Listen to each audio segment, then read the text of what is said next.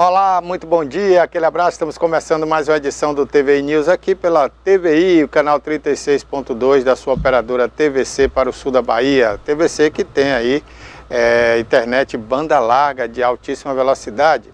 Então, estamos na TVC no canal 36.2. Um abraço a toda a equipe aí da TVC. Estamos também nas redes sociais. Obrigado a você que está nos assistindo agora pelo YouTube, na página TVI Oficial. Obrigado também quem nos assiste pelo Facebook, a página TVI Play Live. Compartilhe essa ideia com outras pessoas. E você que está baixando também o nosso aplicativo na internet, na sua loja Android, muito obrigado. Baixe e compartilhe também essa ideia com outras pessoas, tá certo? Vamos aumentar essa audiência. Obrigado a todos vocês. Estamos começando o programa de hoje e vamos falar sobre o mutirão do diabetes que começa amanhã em Itabuna. Vamos falar também sobre as fortes chuvas que caíram na cidade, continuam caindo e a gente vai falar daqui a pouquinho sobre esse assunto. E hoje com a gente a jornalista Maria Antonieta, que vai falar aí sobre o seu quadro PQP. Bom dia, Maria Antonieta. Bom dia, Barbosa, bom dia a todos. Muitas novidades, chuvas, né, principal, manifestações em todo o país, a bobagem que o ministro Barroso disse lá em Nova York, perdeu Mané. Muitas novidades aqui, nós vamos discutir isso aqui, porque está ficando muito difícil, muito complexo aqui no nosso país, essas manifestações após o processo eleitoral. Ok, a gente vai conversar também no programa de hoje com a doutora Ana Paula, cardiologista, não é isso? Bom dia, doutora. Bom dia. Prazer tê-la aqui, viu? Sim. Daqui a pouquinho a gente vai bater esse papo. Bom, o tempo em Itabuna, Ilhéus e Salvador e Vitória da Conquista você vai ficar sabendo agora aqui pela nossa programação. Hoje o dia amanheceu muito nublado em Ilhéus, a mínima registrada lá foi de 24 graus, a máxima vai chegar aí a 28 graus. Nesse momento, na Avenida Soares Lopes, os termômetros marcando 26 graus. Há possibilidade de chuva no decorrer do período, 70% de chance de chover hoje e amanhã em Ilhéus. Em Itabuna, idem, né? O dia começou muito nublado, com a temperatura aí na casa dos 22 graus, pode chegar a 29 hoje. Nesse momento aqui no Alto das Comunicações, no bairro de Fátima, bem próximo à divisa aqui com Ilhéus, os termômetros marcando 26 graus. 60% de chance de chover forte hoje, já choveu agora pela manhã, deve continuar chovendo.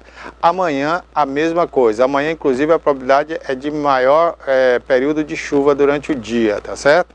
Então vá se preparando aí, que os transtornos vão continuar na cidade. A gente vai falar disso no programa de hoje. Vamos ouvir aí, representante da Defesa Civil de Itabuna. Em Salvador, o tempo é parcialmente nublado, amanheceu com sol, algumas regiões da cidade poucas nuvens, mas a previsão é de 40% de chance de chuvas aí no decorrer do dia. A temperatura lá foi de 25 graus a mínima, a máxima vai chegar a 29 e nesse momento em Salvador 28 graus é a temperatura de momento. Bom, vamos começar o programa de hoje, né? Falando sobre saúde. É melhor prevenir do que remediar, já diziam os antigos, né? E a gente está aqui com a doutora Ana Paula, cardiologista, que vai bater esse papo com a gente, falando sobre esse grande evento que acontece amanhã em Itabuna, amanhã e na sexta-feira. Dessa vez não vai ser na Beira Rio, parece que o pessoal adivinhou, né, que ia chover ou vir aí a previsão do tempo, e foram para um local abrigado, né, com cobertura, e você não vai ter problemas com a chuva. Bom dia, doutora. Bom dia a todos. Doutora, as pessoas às vezes estão em casa e falam, o mutirão não é do diabetes porque vai falar de coração, mas eles não sabem que a diabetes causa grandes danos também no coração, não é isso? É isso aí.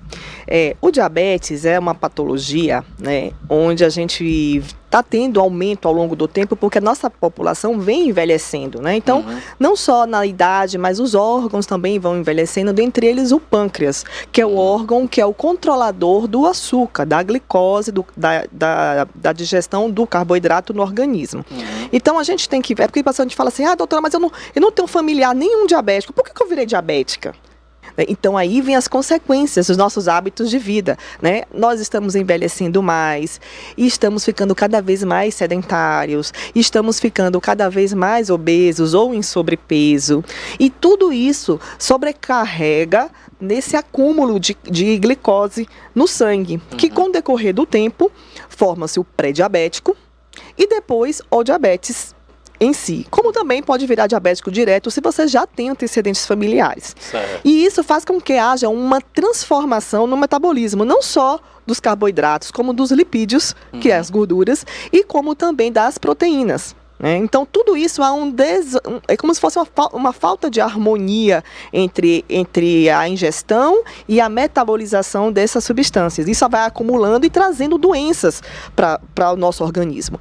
E, querendo ou não, o coração é uma das principais causas de morte dos pacientes diabéticos, né? Porque toda essa transformação leva à formação de aterosclerose, né? Que é a forma aterogênica do diabetes. Ao longo do tempo, ele vai deixando o sangue, mas assim, diretamente falando, o sangue um pouquinho mais grosso, formando gorduras aderindo gorduras nas paredes das artérias, favorecendo ao infarto. Se for no cérebro, favorecendo o AVC, que são as complicações que mais causam a morte desses pacientes. Então, o coração é importante, sim, discutir, principalmente em paciente diabético, né? Porque é uma das principais causas de morte desses pacientes ao longo do tempo. Tem como a gente prevenir? Tem. Tem como a gente prevenir o diabetes? Tem como a gente prevenir essas complicações? Porque estou diabético, pronto, agora eu vou receber o selo, vou morrer e pronto, e acabou minha vida, vou agora... Não é bem assim. Nós temos muitos pacientes diabéticos que convivem muito melhor do que muitos não diabéticos, né? Com muito mais qualidade de vida. Porque passa a ter mais cuidado, né? Isso, porque ele fica mais atento à parte preventiva, que também serve para eles, né? A única diferença é que ele tem uma tendência a um açúcar maior, mas se ele tem uma alimentação mais controlada, mais saudável, tem um exercício físico regular, que é o que eu bato sempre para os pacientes, na medida que você faz um exercício regular, você melhora o funcionamento dos seus órgãos, você melhora a sua circulação, consequentemente, você vai ter um controle melhor dessas substâncias, então não vai te trazer doenças, né? Você tem maior chance de viver com qualidade de vida. O que eu falo para meus pacientes, que viver eles vão, mas como eles vão viver? Né? É livre-arbítrio, então a gente escolhe isso. E a alimentação o mais natural possível, né? Com mais saudável possível, com um exercício físico regular, não é quando eu quero, quando eu posso, não, tem que ser regular. Se for 3 vezes na semana, tem que ser as 3 vezes na semana. Lógico, uma semana não deu porque aconteceu um imprevisto, tudo bem, não é isso que vai mudar os benefícios, né? E estudos mostram que até para pessoas que chegam nos 60 anos, 50 anos, que nunca fizeram exercício, diabéticos ou não, eles têm benefício quando eles começam a fazer o exercício regular, de maneira assistida, de maneira progressiva, que tem pacientes que fazem, doutora, eu faço caminhada há 20 anos. Eu falei, você anda o quê? Eu ando aqui, eu dou 2 voltas aqui em 1 hora. Sempre foi assim? Sempre foi assim. Você termina o exercício cansada? Não. Então, passeio. Não é mais um exercício. Então, a gente tem que ter a consciência que o exercício, a gente tem que, terminar ofegante. Como é que eu sei que aquele exercício que eu fiz me fez bem, né? Me trouxe benefícios quando eu termino ofegante.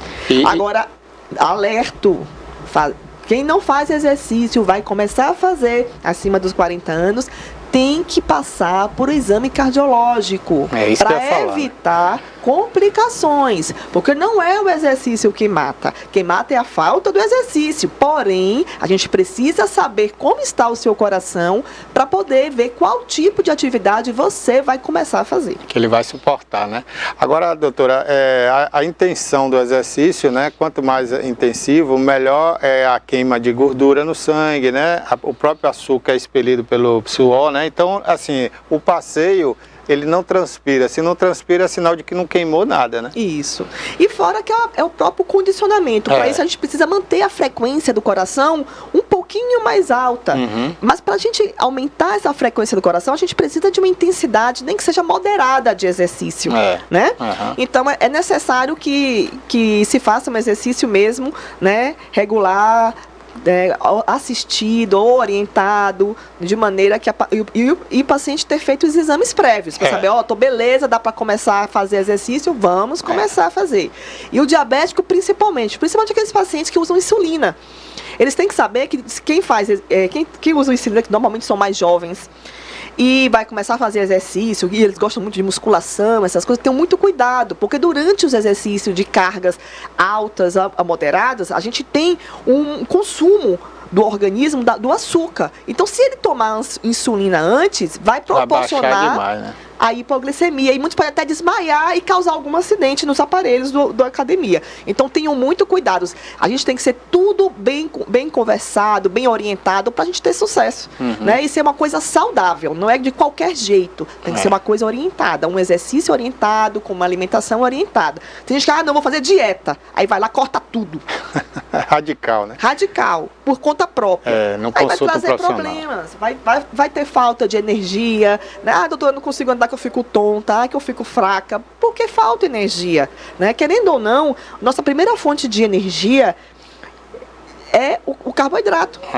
Se a gente exclui todo o carboidrato, a gente vai começar a consumir as outras fontes de energia, que é a proteína e os lípides. Aliás, nem os lípides a gente não consegue consumir direito, porque para você queimar gordura, você precisa do carboidrato antes. Para você ver como é interessante. A proteína não. Né? O que a gente não quer é queimar proteína. A gente não quer queimar músculo. A gente não quer acabar com o músculo. A gente quer construir o músculo, porque o músculo é a reserva de energia. Né? Então, assim, o diabético, ele tem só o metabolismo alterado, mas ele pode fazer qualquer tipo de exercício, desde que orientado, desde que faça seus controles direitinho. E o exame prévio com cardiologista, Com né? certeza. Isso aí para toda a população. E outra, esse mutirão, ele é um mutirão voltado para o mês, né? Que é o dia 14 de novembro, é o Dia Mundial do Diabetes, que é para essa conscientização que ela tá aí, né? Mas ela tá na minha família, eu não tenho. Eu não tenho, mas minha mãe tem. Então, o que é que eu faço? Eu já me previno, porque eu tenho grande chance. Eu quero envelhecer, eu quero chegar nos meus 100 anos. Mas como é que eu vou envelhecer? Né? Então, eu já evito coisas, açúcar, eu já evito o máximo possível, né? Mas eu como meus outros carboidratos, né? Como a minha batata, como o meu empim. Mas eu preciso saber que eu tenho uma tendência maior, né? E faço o meu exercício. Meus pacientes sabem mesmo. Eu falo e faço. Né, para eu ser exemplo para eles. Porque se é uma coisa que eu estou mostrando que faz bem, que é saudável, por que não fazer? Né? Então isso é uma coisa que é positivo. Né? Esse mutirão é para familiares diabéticos, é para pessoas que estão envelhecendo, gente. É para a população de forma geral, porque a gente tem essa consciência que todos nós podemos ser um dia um diabético, a gente pode fazer o que eu posso evitar. O que eu posso retardar? Não, minha família toda é diabética. Eu sei que eu vou ser diabético. O que eu posso retardar isso? Pode ser que eu morra e nem venha a ser. A depender do meu estilo de vida. Né? Minha vida é mais saudável, tanto na minha alimentação, mais ricas em fibras, em vegetais, em proteínas, né? Se eu for comer carboidrato mais de cadeias maiores, né? Que é os integrais, né? E evitar aquelas de cadeias curtas, que são as massas brancas, né? O pão, bolo, biscoito, macarrão. Se for comer integral, de preferência. Né? Então, assim, e fazer exercício.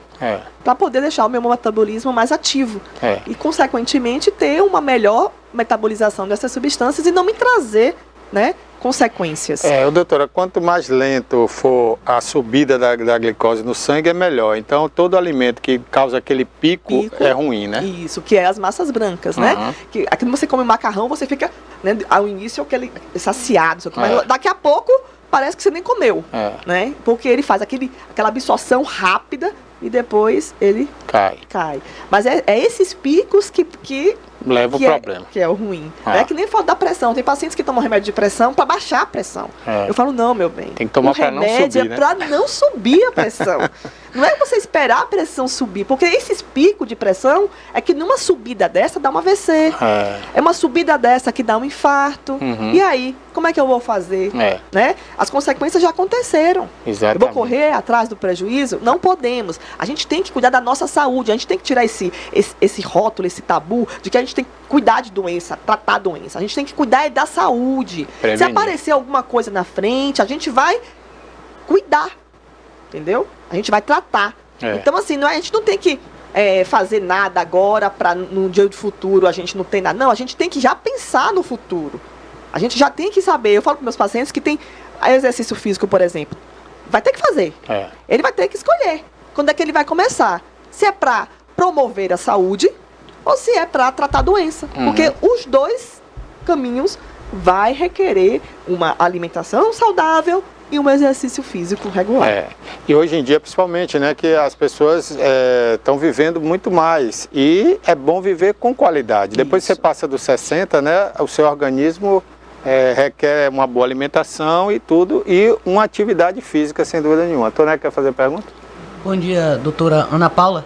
Isso, bom dia. Um prazer tê-la aqui com a gente. É um prazer meu. Agora me explica aqui uma coisa. Se, por exemplo, a pessoa é hipertensa, a hipertensão pode levar a diabetes ou o diabetes pode levar a hipertensão? Pô, me explica aí como é que é esse quadro. Boa pergunta. O diabetes, como ele leva a uma alteração metabólica, né, e estrutural das artérias, ele deixa como se fosse assim umas artérias, assim, falando de forma mais objetiva, mais endurecida. E isso aumenta o risco de hipertensão. Então, o diabetes ou a hipertensão não viram diabetes. Mas todo diabético tem uma maior tendência à hipertensão. A maioria deles tornam-se hipertensos por causa dessas alterações metabólicas e estruturais ao longo do tempo. Por isso que um diabético tem que ter controle. Né? Os pacientes falam assim, doutora, mas minha açúcar está um pouquinho aumentado, mas ainda não é diabetes, estou pré. Então eu vou indo. Só que se eu não já estudos mostram que dentro de 2 anos, se o paciente não tiver a consciência de que ele precisa se cuidar, ele vai virar diabético. Então eu vou esperar ficar diabética para tomar minhas medidas que eu preciso, sendo que eu posso evitar isso, né? Porque uma vez diabética, o controle tem que ser muito mais rigoroso, né? E mesmo a gente rigoroso com os controles, ele leva às complicações ao longo do tempo, principalmente acima dos 10 anos de diabetes. Então, por mais que eu tenha cuidado com o controle certinho, ele vai me levar a alguma complicação lá na frente. Isso já é esperado do paciente diabético. A gente só retarda, a gente tenta o máximo possível retardar essas complicações com este controle. Mas a gente sabe que é muito complicado, né, lidar com isso, né? Então, por isso que tem alguns vícios, assim que eu falo, isso tem que ser trabalhado na vida pré-escolar.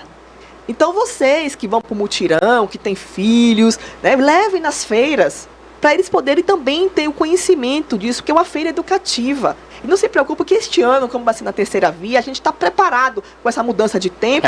Lá está tudo coberto, até a feira está mais coberta, a parte que vai ser em atendimento de exames, vai ser também a parte coberta dos exames médicos. Então venham participar, vamos mudar essa realidade aqui na nossa região. Nós já somos exemplo desse evento praticamente mundial. Até fora do país a gente já... no Brasil são mais de 40 cidades já. Isso. Então, venha participar dessa história, venha participar, vamos mudar esse desfecho aqui na nossa região, vamos mudar isso. E não precisa ser diabético, eu preciso ter familiar, eu preciso ter essa consciência de que eu estou com sobrepeso, que minha açúcar está um pouquinho aumentado. Doutora, não sei, mas eu não vou no médico. Tem que ir, tem que fazer pelo menos uma vez no ano uns exames de laboratório. Não precisa ser cardiologista, pode ir no seu médico do posto, pode ir no médico clínico, pedir um exame de sangue, porque ele vai ver o açúcar, ele vai ver a hemoglobina glicada, para saber se realmente você está uma tendência mais ou não. Todo paciente que está com peso acima já é um paciente de alerta, já vai acender uma luzinha amarela. Cuide-se, que seu metabolismo não está bem, está lento. Então venha, vamos diminuir esse carboidrato, vamos fazer o exercício, vamos queimar. Então isso é importante que a gente tenha essa consciência, entendeu? E hoje em dia, por exemplo, os jovens têm uma vida desregrada, né? E bebem muito, né? Muitos estão acima do peso e às vezes está com a glicose alta e não sabe. E a cerveja, principalmente, ela aumenta muito o índice glicólico, né, no sangue, porque ela tem esse pico também, não é isso, doutor? Então, mas isso aí é porque o pessoal fala assim... falar sobre bebida, sobre isso. Então. A bebida alcoólica, por si só, depende em relação ao diabético, né? Bem, doutor, que diz assim, tome vinho porque faz bem ao coração. Não sei se é por aí. Então, por exemplo, o vinho, quando ele fala assim, beba um vinho, né? Porque muitas cidades europeias têm um hábito de tomar o vinho tinto seco, né? Então, assim, quando fala de vinho, tem que ter cuidado, porque tem gente aqui, o brasileiro, eu falo assim, tudo que é reeducação, né? Ele não é muito bem educado para essas coisas, né? Beba uma Tomar taça. uma garrafa quer tomar 10. Beba uma taça, aí eles vêm com a taça desse tamanho. Ele bebe 1 litro. Bebe uma garrafa que é 10. Aí eu falo assim, gente, assim, na verdade é uns aperitivozinhos, mas é tinto seco. A maioria dos brasileiros, eles gostam daquele tem açúcar. Né? o Então, vinho é aquele doce, tinto vinho suave. Não, a doutora falou que tem que tomar vinho. Só que ali tem açúcar. Então, onde tem açúcar é ruim. A maioria das cervejas possuem carboidratos. Então, mas eu vou tomar Heineken, que a Heineken não tem açúcar. Sim, mas ela tem a cevada. Ela tem outras substâncias E o próprio álcool que vem da cana é de açúcar, o álcool, né? Que venha essa indiretamente aumento. Mas lógico, você tomar uma cervejinha final de semana, 2, não tem problema. O problema é que é uma grade de cerveja. Né? Então, como é que melhora? Aí é difícil. Então, agora, sim, aí é as reeducação destiladas, mesmo. né? Os destilados. Eu gosto muito de bebida destilada. Eu não tomo cerveja. Eu só gosto de tomar uma boa cachaçinha, tomo uísque e agora me eduquei a tomar vinho. Gostei muito do vinho. Mas é bem mais suave. Mas agora, o vinho tinto seco. Agora, não é suave não, que é muito doce, eu não gosto. A nutricionista que teve aqui, ela falou, por exemplo, que você que não bebe ou não quer ingerir o álcool, o suco de uva integral também é bom, né, para as artérias, né? Faz bem para o coração. É assim. Mas tem muito açúcar, eu acho. Não, integral não. Integral sem açúcar. Sem açúcar. Não, tem estudos que mostram, né, esses benefícios, assim. Mas, assim, o que eu vejo o impacto é muito pequeno quando a gente trata de uma reeducação alimentar, quando a gente trata de um exercício físico, entendeu? Eu acho que o impacto que eles dão é muito maior do que o consumo do vinho. Que tem pacientes mesmo que não fazem exercício, não tem uma não tem uma reeducação alimentar e tomam vinho. Porque o vinho faz bem pro coração. Então, eu não sei até onde isso aí vai ajudar. Eu acho que quando é num contexto onde você faz outros fatores, todos os seus fatores que promovem a sua saúde, ele adiciona, ele é um adicionador. Mas ele não é um fator independente. Então eu vou tomar o vinho para proteger meu coração. Aí você só toma vinho. Você não faz exercício, você não tem uma reeducação alimentar. Então aí eu acho meio complicado, né, de assinar embaixo, carimbar e dizer para você, você está protegendo o seu coração. Né? Mas lógico que eu sempre oriento tomar um vinho tinto seco do que uma cerveja, por exemplo. Quem puder fazer isso, principalmente paciente diabético, eu oriento. Agora sim, eu agora tô tomando gengibre. Uma cachaçinha com gengibre. Agora, às vezes, eu percebi, Barbosinha, que acelerava um pouco o meu coração. Eu não sei se faz mal o gengibre. O problema do gengibre é que o gengibre é uma substância termogênica. Termogênica, que acelera. Então, não só ela, como a canela, como o chá preto, como Coca-Cola, café, cafeína, né? Substâncias ricas em cafeínas. Então, o que eles fazem? Eles são substâncias que aceleram o seu organismo, e né? O seu metabolismo. Então, eles aceleram tudo.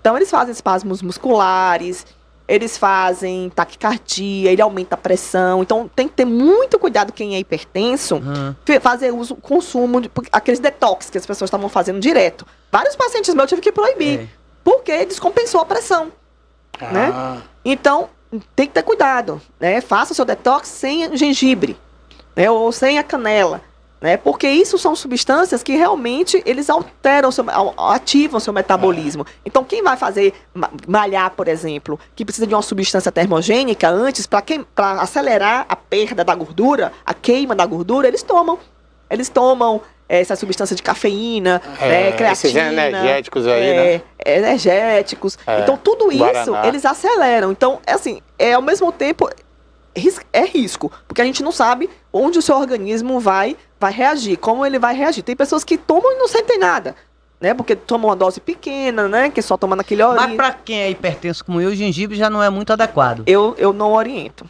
Até ser reavaliada, fazer um acompanhamento e ver que não está interferindo, eu não oriento. Essas substâncias termogênicas, tá? Doutora, tem pessoas, por exemplo, que a glicose, né, tá ali na fase pré-diabética, né, que vai de 100 a, acho que é 120, 160. 125. 125, né? Ou a glicada. A gente olha tanto a glicemia em jejum como a hemoglobina glicosilada. O normal seria que a gente ficasse com a glicada abaixo de 5,7.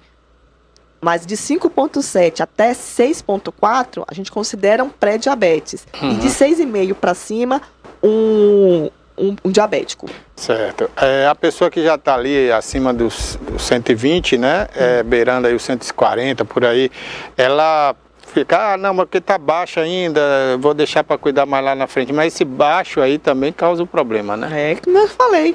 né? Vai Esses depender do pacientes tempo. pré-diabéticos, estudos mostram que eles já levam lesões dos órgãos-alvos. Quais são os órgãos-alvos do diabético? Por que o diabético tem que ir no cardiologista, no oftalmo? Por quê? Porque são os órgãos-alvo de alteração, né? Dr. Rafael deve ter explicado isso muito bem. Ele falou As alterações iniciais do diabetes, né? Que já começa na microcirculação dos olhos, que é um órgão-alvo dos picos de hiperglicemia. Outros órgãos é o rim, né? Que pode levar à alteração da função do rim. Outro órgão é o coração. Como eu posso te dizer, o diabetes ele age no coração de duas formas. Ou diretamente no músculo do coração, levando a rompimento das fibras, levando a cicatrizes, uma fibrose, ou através do processo da aterogênese, que é formação de placas de gordura nas artérias que irrigam o coração, levando ao infarto, né? Que pode ser fatal ou pode levar a consequências danosas no músculo do coração. Fica um coração mais fraco, né? Isso pode acontecer. E no cérebro, né, que age de forma, né, dessa forma aterogênica, né? Também levando o AVC, entupimento das veias, e aí levar a esse episódio de AVC. Então, esses órgãos nobres e alvo do diabetes é o que a gente tem que fazer a prevenção. Como o diabetes é uma doença, assim, é uma alteração silenciosa, né? Só no início que você começa a ter aquela alteração dos sintomas iniciais. Como é que a pessoa identifica? Qual seria um sintoma? Então, é aquele aumento... Antes de fazer um exame para ter um diagnóstico, como é que a pessoa, meio leiga, assim como eu, como é que identifica? Tem algum sintoma assim importante? Temos alguns sintomas, sim. O que acontece muito com o diabético inicial, que ele não sabe ainda. Perda de peso, uma inversão da urina, uma poliúria, ele começa a urinar mais vezes, né? Muito mais vezes, e sente muita sede, né? Ele sente muita sede. E ele começa a ver o que é a urina dele. E a cor, tem alguma coisa a ver da urina, não? Depende da quantidade de água. Da quantidade de água. Se você está bebendo uma quantidade de água, normalmente como o diabético, ele urina mais. É mais claro. E sente mais sede, então talvez ele possa, né, ficar dessa forma. Só que ele sente o quê? Quando ele faz xixi, começa a juntar mais formiga, se pingar, fica mais doce a urina, né? Tem então, espuma também, né? Tem. Aí, se tiver numa fase mais avançada, né, com alterações mais importantes, aí ele começa a perceber que ele tá urinando e tá formando uma espuma. Tipo aquela espuma de cerveja, de chopp. Aí ele começa que tá espumando mais. Tá estranho isso aqui, né? A espuma, né? Espumando mais. Então, esses são alguns sinais indiretos que dá pra... uma pessoa leiga pode já interpretar, né? Pode procurar e procura o clínico, faz os exames de laboratório e consegue fazer o diagnóstico. O exame de sangue básico já dá para detectar, né? Nesse caso aí já dá, né? Dá, porque o exame é de medida da carga glicêmica mesmo no sangue. Tá? Aí depois a gente vai correr atrás se teve alguma complicações nos órgãos ou se é bem inicial. Né? Como um paciente começa a falar, às vezes essa alteraçãozinha ela é insidiosa. Ela vem aumentando de pouquinho em pouquinho e aí quando chega num grau, já está um grau bem Agora, bem doutora, hoje... Ou muitas vezes pode chegar desmaiado. No hospital por hiperglicemia. Hiperglicemia, né? Cetoacidose diabética. A gente já chegou a pegar pacientes aqui na UTI, ou aqui no Costa, jovens, né? E com cetoacidose diabética, ou seja, a glicose já aumentou tanto que já levou a alteração de metabolismo e o paciente fazer uma desorientação mental e muitas vezes desmaio. Isso aí já chega a que pico? Tanto que ele não é calculado. Normalmente está acima de 400, 500. Agora isso vai de organismo para organismo, porque eu já vi pessoas descobrirem que estava com 700 e estava fazendo tudo normal ainda. A de respostas, né? Com certeza. Cada organismo responde de um jeito, né? Agora, doutora, hoje existem vários medicamentos, né? Além da insulina, tem as metforminas, né? Tem outros comprimidos, né? Mas tem pessoas que nem tomando esses comprimidos, ela consegue voltar ao número normal, né? Ela se alimenta, toma o comprimido, 3 horas depois, 2 horas depois, média, ela não está no índice normal. Aí tem que fazer o quê, né? Então, aí é que tá. Mas ela não está normal porque ela só está tomando um remédio. Eu falo para os pacientes que remédio não faz milagre. Ele vem para melhorar como é que está a qualidade. Então, o que ela precisa estar fazendo? Uma reeducação alimentar, precisa estar fazendo exercício, para poder queimar e fazer com que o fígado consiga fazer essa metabolização, ajude o pâncreas a fazer essa metabolização dessas substâncias e até mesmo aproveitar o remédio. Porque as pessoas acham que tomei o remédio, olha, metformina, 500 miligramas, vou lá, tomo, o organismo absorveu. Não. Muitas vezes, a depender do seu metabolismo, eu só absorvi 20% daquele comprimido, ou 50%. A gente nunca absorve 100% daquele comprimido. É muito difícil. O que faz eu aproveitar ele ou não é o número de receptores que tem no fígado que capta essas substâncias. Como é que eu faço? Vai depender do número de receptores que eu tenho. Quanto mais exercício físico eu fizer, mais aumento de receptores eu tenho. Quanto menos remédio eu tomo, menos interação dos receptores eu terei. Porque normalmente esses pacientes que são diabéticos graves, né, importantes, eles tomam muitas medicações, porque já tomam remédio para o diabetes, para ir para hipertensão, aí para o colesterol, aí para outra coisa. Então o que acontece? Os receptores do fígado que faz essa absorção dessas substâncias. E quando é muito remédio fica mais difícil. Aí muitos remédios ficam disputando pelo mesmo lugar para entrar nas células, entendeu? Então isso diminui, aí segue o intestino ou segue para a urina. Então isso acontece. Então aí a importância do exercício. Quanto mais exercício eu fizer, mais receptores hepáticos eu vou ter e melhor eu vou absorver esses alimentos. Essas medicações. Já aconteceu muito de paciente chegar para mim exatamente com essa queixa. Ô, doutor, aqui, ó, eu tomo remédio certinho, doutor, e meu açúcar não desce de 134, de 140, de 150. Já chegaram comigo lá até de 300 de glicose tomando as medicações. Eu falei, olha, suas medicações estão certinhas. O que a gente precisa fazer é melhorar a sua qualidade de vida. Então, eu preciso que você evite de comer o tal do biscoito e do pão à noite. Vamos cortar isso. Vamos cortar isso. Vamos comer mais fibras e proteínas a partir das 18 horas. Porque o diabético também não pode ficar muitas horas sem se alimentar. A cada 3 horas ele deve se alimentar de algo. Mas evite de substâncias de carboidrato de simples absorção. Vamos evitar isso. De manhã você acorda com uma batata.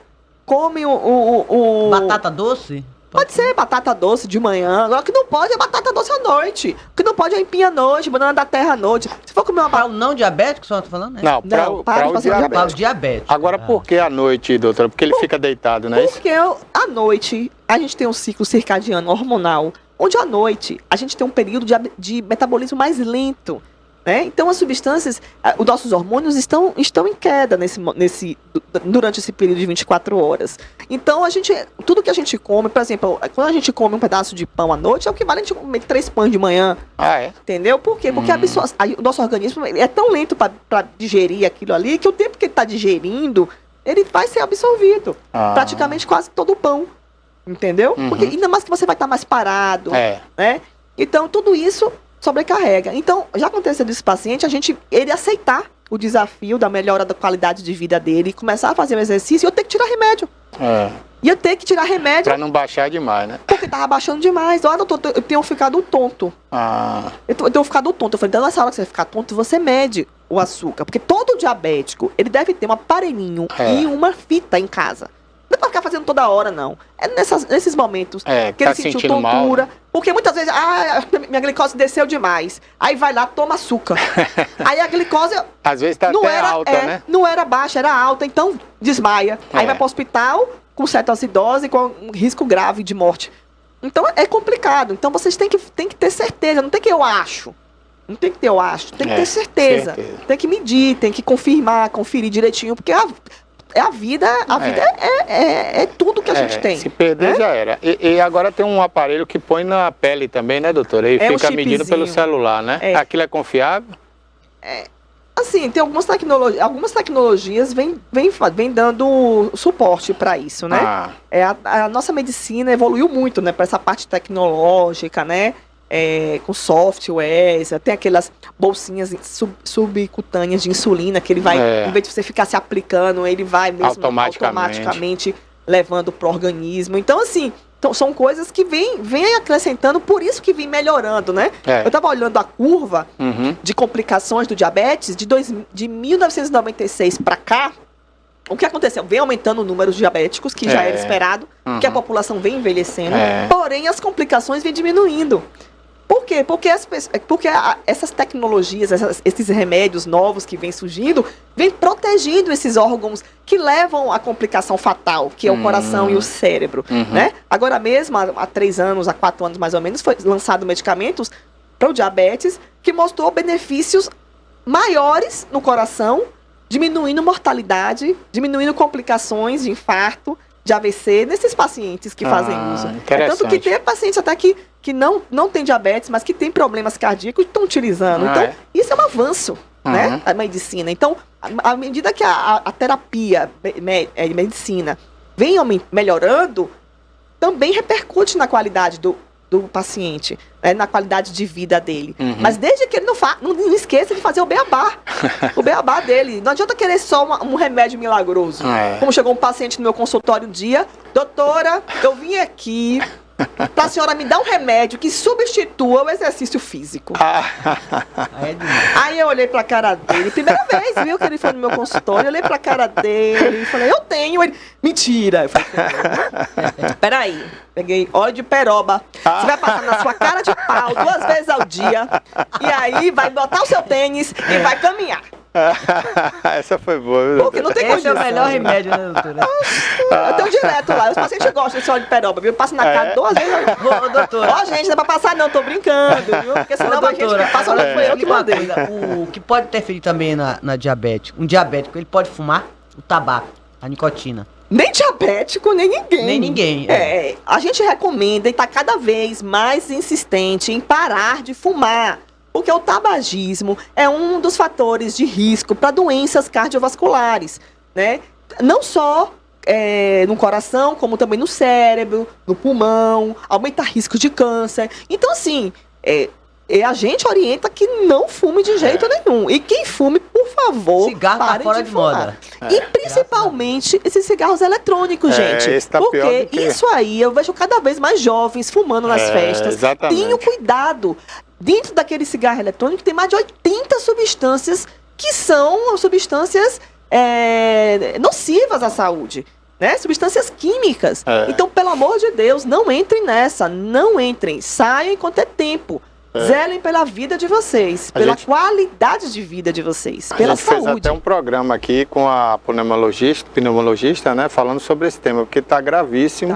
E a pessoa tem que entender que a fumaça que ele inala, primeiro compromete o pulmão, as questões respiratórias, né? E contribui para o entupimento das artérias, né, doutora? E dificulta a ação do coração também, né? Como também acelera os processos cancerígenos, né? Porque ele leva alterações celulares. Então, isso tem que ter muito cuidado, gente. Tem muitas coisas que a gente paga para ver, mas não paguem não, porque eu já tenho muitos pacientes que já se arrependeram disso. É isso aí. Inclusive, a combinação mortal é quando você tem a diabetes, pressão alta, um fumante, né? Ou foi um fumante, tudo isso vai complicando, né, doutora? Para um processo mais rápido, né? São processos aditivos. Um vai somando o outro, vai potencializando e aí acontecem as complicações. Se eu morrer, morreu. Eu falei, realmente, eu falo para meus pacientes, se morrer, tá bom, tá no lucro. O problema é ficar em cima de uma cama, como eu conheço muitos. Então, passar por aquela fase de amputação, que o diabético é terrível aquela fase. Ou ficar cego, né, que é terrível. Tudo é ruim, como ela disse, o melhor é se morrer. Agora, se ficar, né, vegetando numa cama de hospital... Eu acho que esse é o pior. Você ficar... Pensa aí, você com a sua cabeça, do jeito que tá, em cima de uma cama, sem poder falar, sem poder se expressar, sem poder fazer nada. Andar, alguém fazendo por você, alguém tendo que dar banho em você, limpar você e você lá. Só que você não vai morrer em 1 ano, 2 anos, você vai morrer em 20 anos, em 15 anos, porque os cuidados hoje melhoraram. As pomadinhas, passaduras melhoraram, os colchões melhoraram. Agora imagine você viver presa dentro de você mesma. Pense. Então não deixe isso acontecer. A gente precisa... Eu falo com meus pacientes que a minha função é orientá-los a viver, chegar nos 100 anos doutora, com qualidade. A prevenção, né? Que é importante. Com qualidade de vida. Para isso, não tem receita de remédio. É a alimentação natural, o mais natural possível, evitando substâncias industrializadas, condimentos, enlatados, embutidos, né? Eu não falo assim, doutora, mas eu vou no aniversário. Não, ir no aniversário, tem um evento, tem um Natal, não tem problema, não é isso que vai mudar a vida de vocês. O que vai mudar é vocês usarem isso na rotina de vocês. A rotina alimentar. Então vocês precisam ter uma alimentação saudável, rica. O prato ele tem que estar colorido. Tem que ter verduras ali, tem que ter salada, tem que ter tem que ter arroz, tem. Prefira arroz integral. Ah, mas eu não posso. Tá bom, então bote 2 colheres de arroz, né? Bote um feijão, bote a proteína, né? Ou seja, uma carne magra, um peixe, um frango, ovos cozidos, né? Seja qualquer coisa, mas evite gorduras, frituras, principalmente quem tem histórico na família. É um veneno. A margarina é um veneno, porque ela é plástico. É melhor a manteiga do que a margarina. Agora, a manteiga, é assim, eu na minha casa animal, mesmo, eu uso o mínimo a margarina possível. É vegetal, né? É o mínimo, né? É o mínimo possível, porque é a gordura. É gordura, né? É uma gordura. Só que a manteiga, com certeza, é melhor do que a margarina. É isso que eu quis dizer, porque a margarina é sintética, né? Literalmente plástico ali no E aquilo é que entope veia, né? Ali vira parecendo nem sei explicar dentro das... Agora, voltando ao mutirão, doutora, que tipo de exames vai ser disponibilizado para o povo, para a população? Nós já temos a nossa rotina desse mutirão, onde a gente examina o paciente diabético dos olhos ao pé, né? Então, no dia 17 e 18, os pacientes, eles serão examinados o fundo de olho, vendo todas aquelas alterações iniciais do diabetes e avaliando o grau de comprometimento desses vasos. Vamos ver também a parte dos pés, junto com a circulação das pernas, né?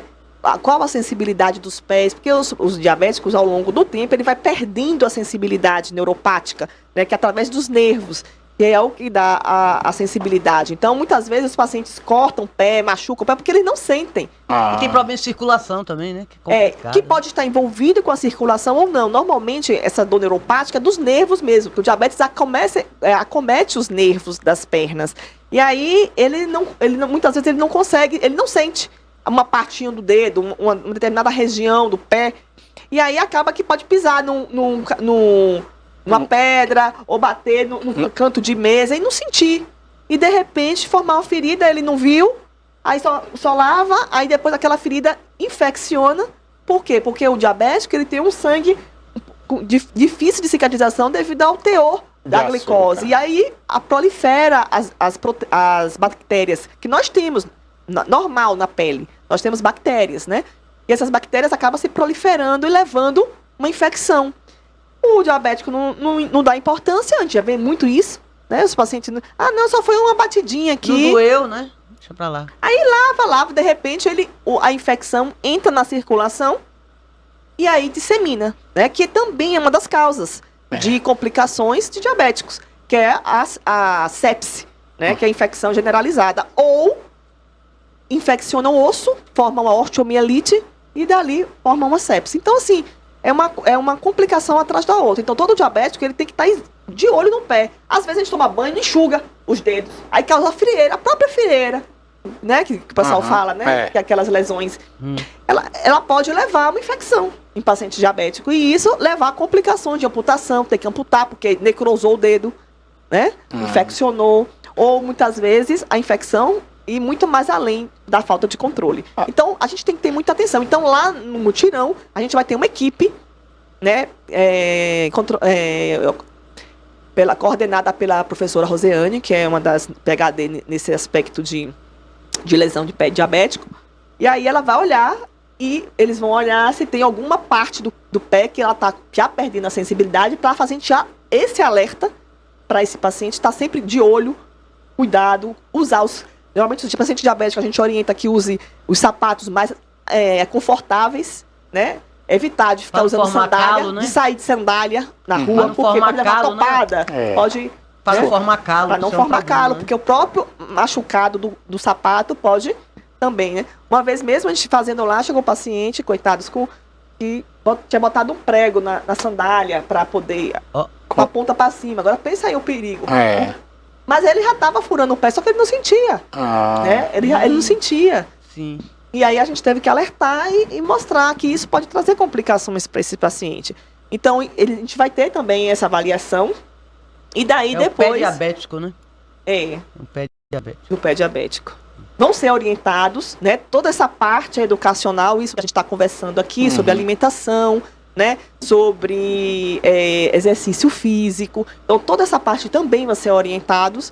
né? E aí alguns pacientes, né, mais graves, eles vão ser orientados a fazer mais investigação do ponto de vista nefrológico e cardiológico, né? Então a gente Aí vai já parte entrar... para a segunda etapa. que é os pacientes que são os pacientes mais graves, com alterações mais importantes nesse processo. Interessante, né? Agora, doutora, eu já vi casos, até um amigo meu, né, que teve que amputar uma perna, mas ele não tinha ferimento no pé, ele apenas apresentou uma dor, né? E nessa dor, eu mesmo aconselhei ele a procurar voltar para São Paulo, de onde ele veio, né, que é um centro maior, né? E ele chegando lá foi investigado durante vários meses para ver o que seria aquilo. E depois teve que amputar a perna e nessa amputação ele teve um infarto e morreu. E ele não tinha nenhum ferimento. Mas aí pode ter aparente, sido né? a parte aterogênica que eu expliquei a vocês. Ah. Lembra do entupimento das artérias? Certo. Pode acontecer também nas pernas, nas artérias que nutrem as pernas. Então, se algum... quem é que leva a irrigação dos órgãos? São as artérias. E essas artérias que o diabético favorece o processo aterogênico, que é aquelas... É como se fosse colar umas camadas de gordura. Na placa da veia, né? Isso, nas artérias, diminuindo o fluxo. Então, muitas vezes pode acontecer isso nas pernas dos pacientes e o paciente ter dor isquêmica. Aquela dor de isquemia mesmo. Porque o sangue não está passando. Porque o sangue não está passando, o músculo está sem nutrição. Porque é através do sangue que ele consegue a nutrição. Não só o oxigênio, como os nutrientes, para manter vivo.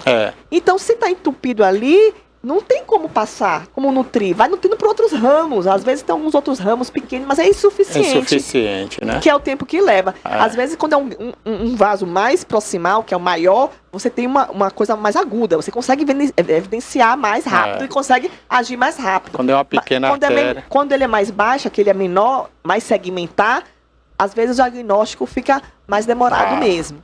Agora, a prevenção para isso é o quê? Não ter colesterol alto, né? Não só colesterol, é ter o diabetes controlado, porque até o paciente que tem eu tenho muitos pacientes que infartaram com colesterol normal, mais diabéticos. Então, o próprio diabetes, ele favorece, independente do seu nível de colesterol. Esse entupimento já não seria de gordura, né? É de gordura. Mesmo ele com colesterol baixo? Porque esse colesterol baixo, ele é dosado. Mas ele tá lá nas artérias. Ele continua lá. O que acontece? Tá ali a circulação, o sangue correndo com partículas de gordura, né? De açúcar, de nutrientes, de outros tipos de eletrólitos, tudo. O que acontece? O paciente diabético, ele cria umas alterações irregulares nas paredes, onde o sangue passa, é como se o colesterol fosse chiclete, grudasse. Entendeu? Entendi. E isso independe do seu nível de colesterol. Lógico que quem tiver menor nível terá menor aderência. Mas isso não quer dizer que não tenha. Né? Por isso que a gente fala, doutora, eu não tenho colesterol alto, por que eu tenho que tomar esse remédio pro colesterol? Que me fulano, meu pai toma, mas é pro colesterol, mas eu não tenho colesterol alto. Eu falei, mas você tem um diabetes. E o diabético, ele favorece a aterogênese. Quando o paciente está bem controladinho, o diabetes bem controladinho, a glicada também, a gente até deixa uns meses sem tomar. Mas quando está descompensado, principalmente a glicada acima de 7, eu acho muito perigoso, né? Então a gente já dá um fator a mais de proteção. Lógico que a gente não garante. Porque, como eu já falei, remédio não faz milagre. O que faz é a nossa mudança de hábito de vida. É isso aí. Agora, doutora, a senhora falou à noite, né? Cuidar mais da alimentação, principalmente à noite, né? Ter cuidado. Mas assim, se você à noite tem que cuidar mais, você tem que comer o quê? Comer muito pouco ou comer totalmente uma coisa diferente? Por exemplo, só uma proteína à noite? O que é que seria viável à noite? Uma sopinha. Então, deixa eu só colocar a sua fala aqui, porque senão tem muita gente que vai falar, então a doutora falou que é só de noite, então de dia a gente pode comer de tudo. Não, entendi, né? Mas então, é bom explicar. É bom assim, a gente sabe que tem que se cuidar todo o tempo, né? Principalmente os pacientes diabéticos ou pacientes que é hipertensos, né? De difícil controle. Não é a quantidade, né, doutora? É a qualidade. Né? É a qualidade, né? Lógico que quando a gente começa a comer, cria um hábito de a cada 3 horas fazer, não é comer, gente. O pessoal fala assim, não, a doutora manda comer de 3 em 3 horas.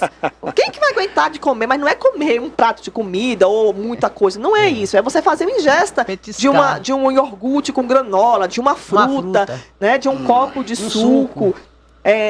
de alguma coisa. Até prefiro que seja mais fruta do que suco, porque acaba o suco você tendo que acrescentar ou Açúcar, adoçante, né? ou açúcar, que eu acho que eu não, o que você puder evitar, E a melhor. própria fruta tem açúcar, né? Tem, a própria fruta. É. Então, assim, o que eu oriento a vocês, assim, é que à noite, como nosso metabolismo é mais lento, a gente vai comer e deitar, né? Dar umas 2 horinhas, a gente vai deitar.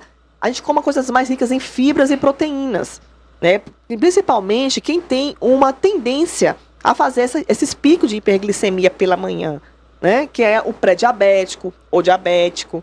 Então, o que a gente faz? A gente come uma salada com frango grelhado. Uma salada com peixe grelhado. Uma salada mesmo de alface, tomate, palmito. Entendeu?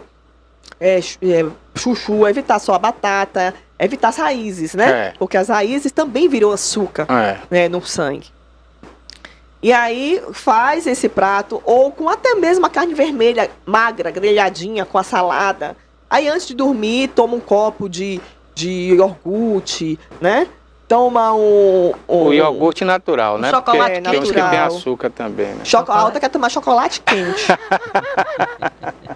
O problema do chocolate quente é a gordura e o açúcar, né? E o próprio açúcar, né? É. Mas assim, é algo que tem paciente, doutora, que só gosta de tomar mingau. Tudo bem. Tem pessoas que a gente Eu gosto de não tem sopa. muita opção, né? Eu adoro Tem isso que eu pessoas ia que não falar, têm porque muita até por uma opção. questão de renda, como a gente está vivendo num país complicado financeiramente, tem gente que Isso. não vai ter condição de jantar toda noite uma salada. Ovo cozido. Aham. Ovo com... O ovo é barato, Ovo com a saladinha, entendeu? Salada planta no quintal. Né? Eu mesmo pego lá meu alface, meu tomate, coentro, né? tomatinho. É só plantar no quintal que nasce. Evitar mais fritura. O ovo frito não, né? Não. Tem até aquelas panelinhas, né? Umas panelinhas tefonadas. Você não usa gordura. Que eu frito meu ovo ali com meus filhos sem botar Eu nada. gosto na água, sem eu gosto botar do ovo puxê. Eu não boto nada. Eu gosto na água. Ah, você bota puxê, né? Ah, Eu boto puxê. sem nada. Você bota lá o ovo e mexo e a gente come. Um omelete à noite, né? Mas tenta não colocar farinha. Faz um omelete mais condensado, só o ovo mesmo, com Aí as, vai o queijo, com o as- presunto. Aí pode botar o queijo branco, não tem problema. O presunto já é condimentado, né? Já É é embutido. melhor evitar. É embutido. E aí é melhor evitar. Que o embutido tem muito sal também, é ruim para o muito coração, sal, né? Muito sal. Mas aí pode botar esses caldo de galinha mesmo, o queijo, essas coisas, tem o muito. próprio frango, peito de frango desfiado, né? Aí carne moída, né? Então isso tudo pode fazer, não tem problema nenhum botar no omelete, fazer um prato de omelete, né? Pode comer uma sopa, né? Tá mais Adoro friozinho, uma sopa, agora sopa. sem macarrão. Não bota os Mas macarrão. uma canjazinha com um pouquinho de arroz, a canja de galinha. Não, sem de frango. arroz. Negócio O de arroz, arroz. Arroz sobe muito a glicose. O arroz também é O arroz branco quando dá um absorve, pico muito alto, né? quando absorve, aumenta o açúcar. É o que ela falou, Então, a não assim, ser que seja um arroz natural, né? Integral. Integral. Mas mesmo assim, não deixa de ser carboidrato. É um carboidrato. Não deixa de ser carboidrato. Então, assim, é o ideal, né? Mas lógico, doutora, mas eu não tenho condição de comprar integral, eu não tenho condição disso, então tenta fazer com ovo mesmo. Faz um ovo com a salada, né? Mas enjoa de fazer isso. Um dia na semana, né? Que cuscuz também aumenta o açúcar, mas faz um dia cuscuz flocão. com ovos. Né? Faz um dia, né? Para quem não tem muitas opções. Então, assim, a gente vai adequando de acordo com a necessidade de cada um. Doutora, só tenho isso em casa. Então, a gente tem que bolar um jeito de que ele se alimente. Mas a gente tenta ajudá-lo nos horários melhores. Então, isso é reeducação alimentar. Ele vai poder comer de tudo. Mas dependendo do horário e, né, a quantidade também.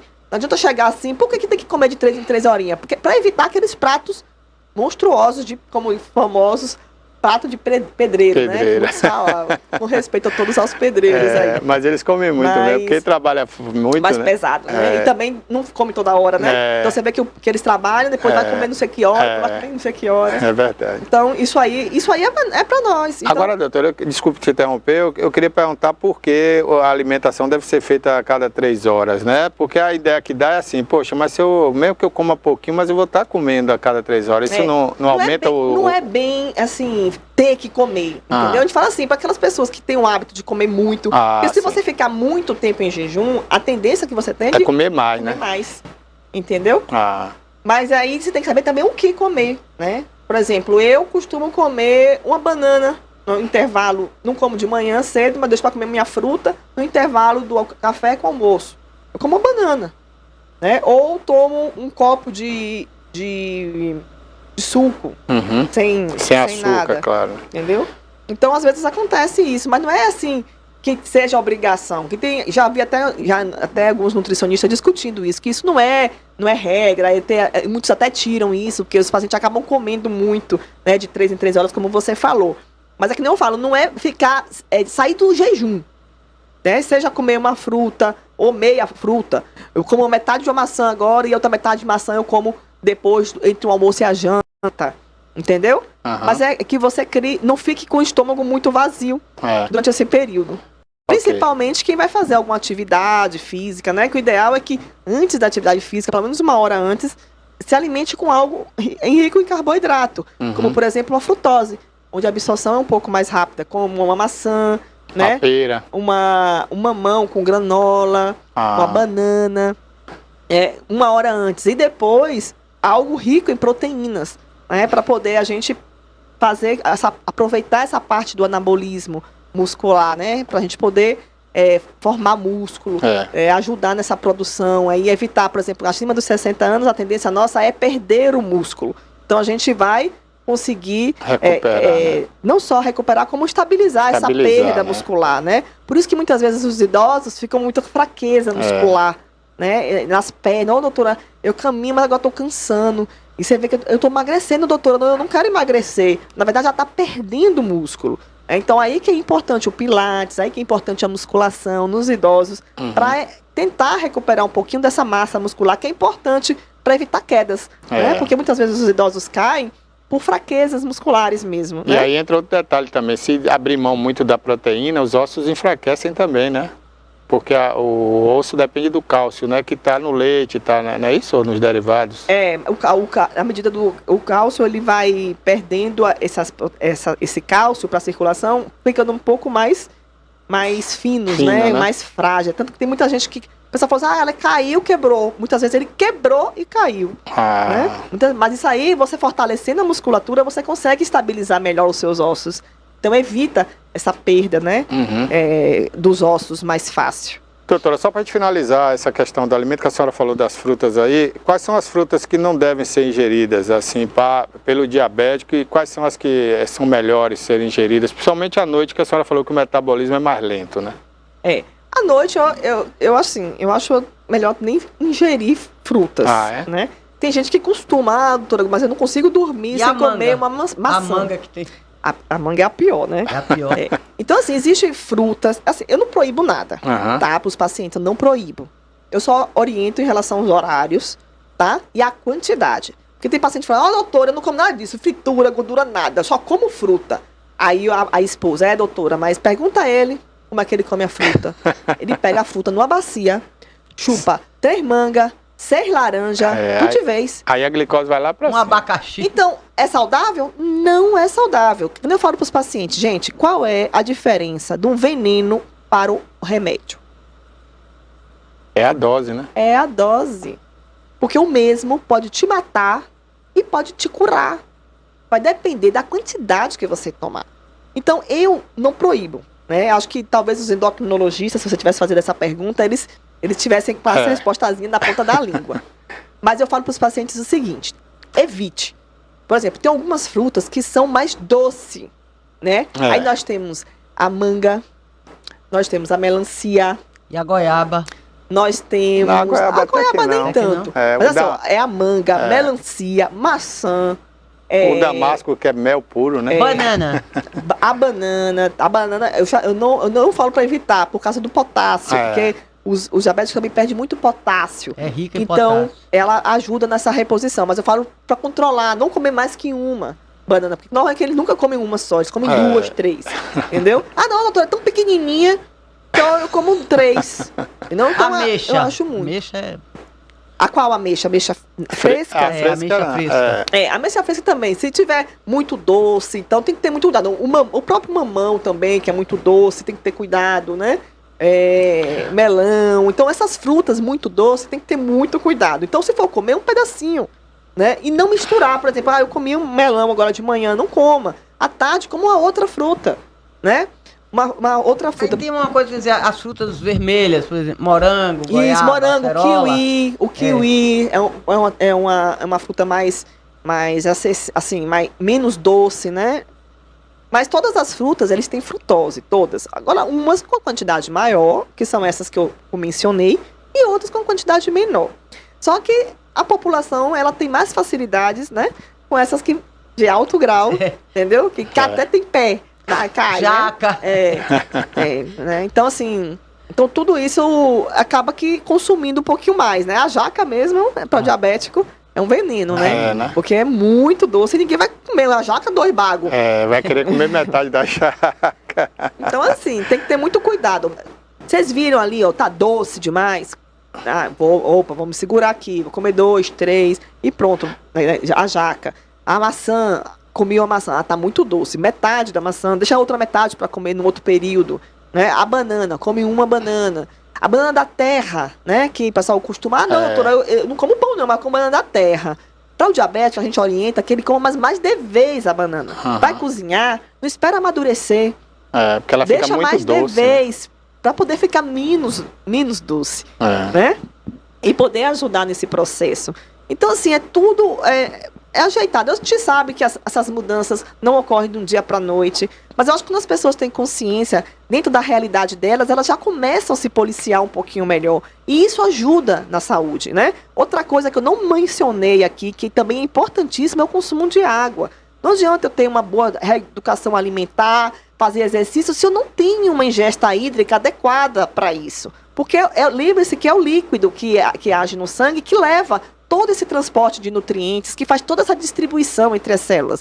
E para isso eu preciso de água, né? Eu preciso funcionar o meu rim. Meu rim é que nem um automóvel. Você já viu o automóvel andar sem gasolina, sem colocar o combustível, né? Seja elétrico, seja qualquer tipo de... Tem que ter o combustível. Tem que ter. Então o rim é a mesma coisa. Só que o combustível do rim e do intestino é a água. Porque hoje a gente vai no supermercado, vai nas açougues comprar os produtos, eles estão tudo com agrotóxico, com hormônios.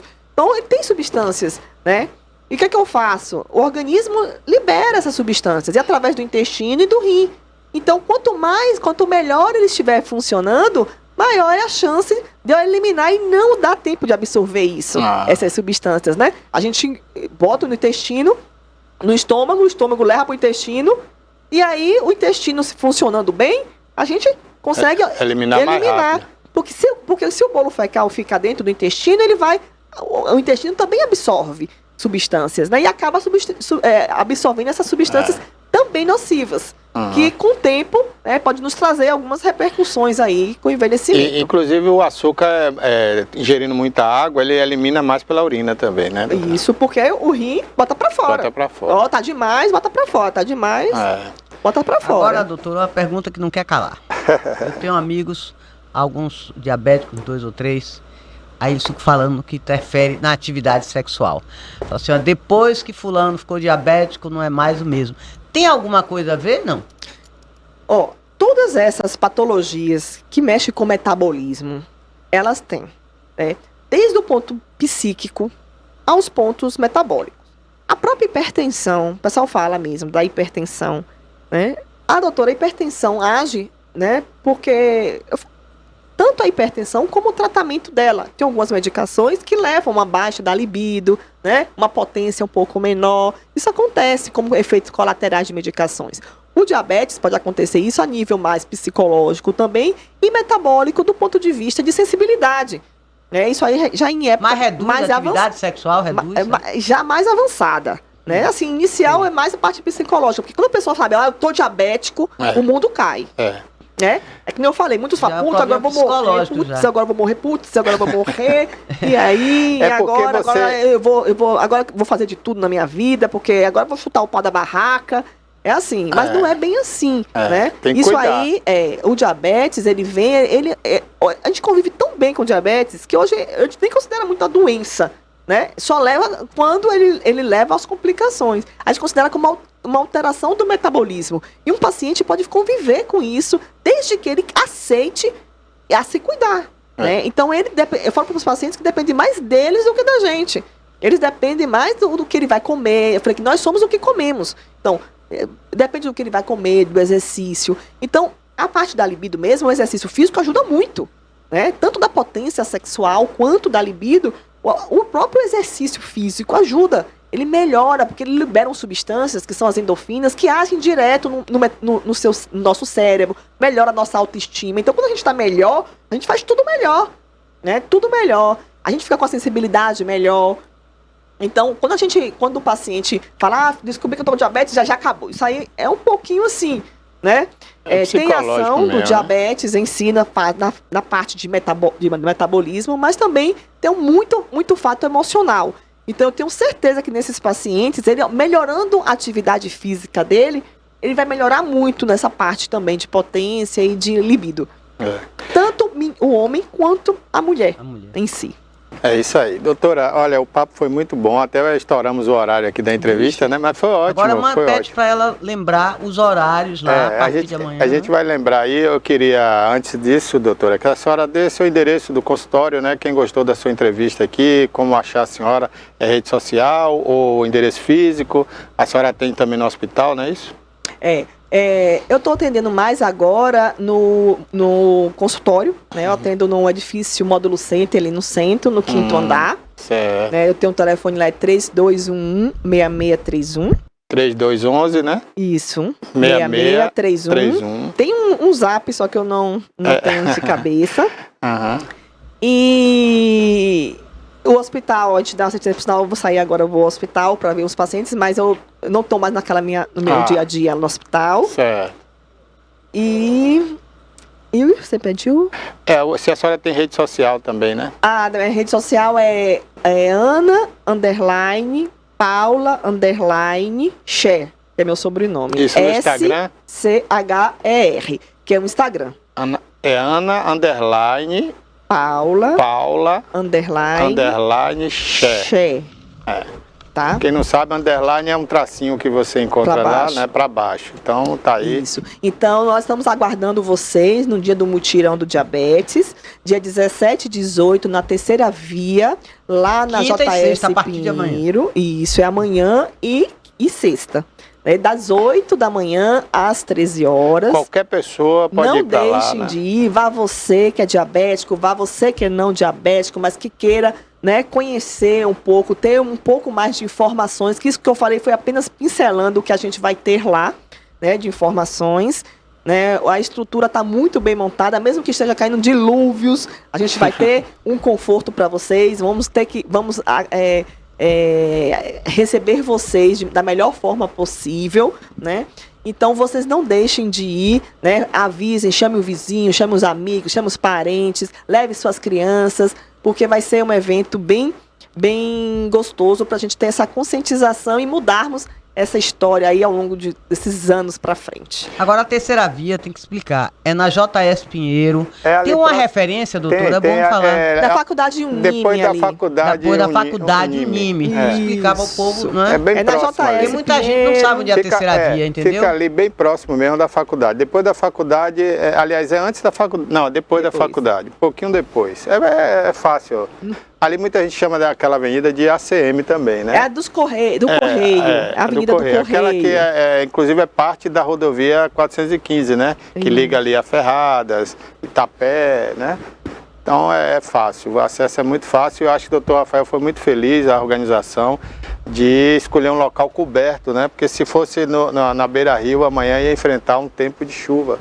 Então foi feliz a decisão. Doutora, muito obrigado por ter vindo aqui. Volte sempre aqui para dar uns conselhos aí à nossa população. Vamos, né? É só marcar. Beleza. Estamos aí sim, para conversar sobre qualquer assunto. Muito obrigado, tá viu? Bom? De nada, disponha. Bom dia a todos. Ok. Tá aí, portanto, a doutora Ana Paula, cardiologista, ela que tem um consultório ali no Módulo Centro. Se você gostou aí, né, da doutora, quer fazer uma consulta com ela, vá lá no consultório no Módulo Centro, 5º andar, não é isso, doutora? 5º andar do Módulo Centro, ali na Avenida Firmino Alves. Bom, Toné, então amanhã, né, vamos lá no mutirão do diabético, né? A partir das 8 da manhã. Né? Você está dizendo, eu não sou diabético. Vá lá para saber, né? Você já fez um exame, de repente é pré-diabético, né? Então, se sua glicose, quando você faz o exame de sangue, ela tem uma pequena alteração, você já pode ser um pré-diabético. Então, é bom precaver, né? Prevenir é melhor que remediar. É isso, Toné? Isso, bem melhor. A prevenção é o melhor caminho. É isso aí. Daqui a pouquinho a gente vai dar os destaques do Jornal à Tarde, né? Nosso portal TVI Play. Lá você tem o portal do Jornal à Tarde, que é o maior portal de notícias do Norte e Nordeste do Brasil, há 50 anos informando bem a nossa população. E eu queria comentar agora aqui com a Toné o fato ontem, Toné, dos protestos ainda das pessoas que votaram no Bolsonaro, né? As pessoas que são de direita no Brasil e que ontem estiveram em bom número aí nas grandes cidades, principalmente, à porta dos quartéis do Exército, pedindo a volta da ditadura, Toné. Eu acho terrível essa decisão, porque a ditadura não é bom para ninguém, Toné. Isso aí não... Eu acho que eu vi ontem não é uma crítica, um comentário do José Maria Trindade, que é do Pingo nos Is, lá da Jovem Pan, dizendo: o endereço é que está errado. Realmente, o endereço é errado, porque não tem que ir para frente de quartel. Eu acho que o endereço e as datas também estão erradas. Tá certo que ontem era uma coisa emblemática, que era o dia da Proclamação da República, se comemora a Proclamação da República.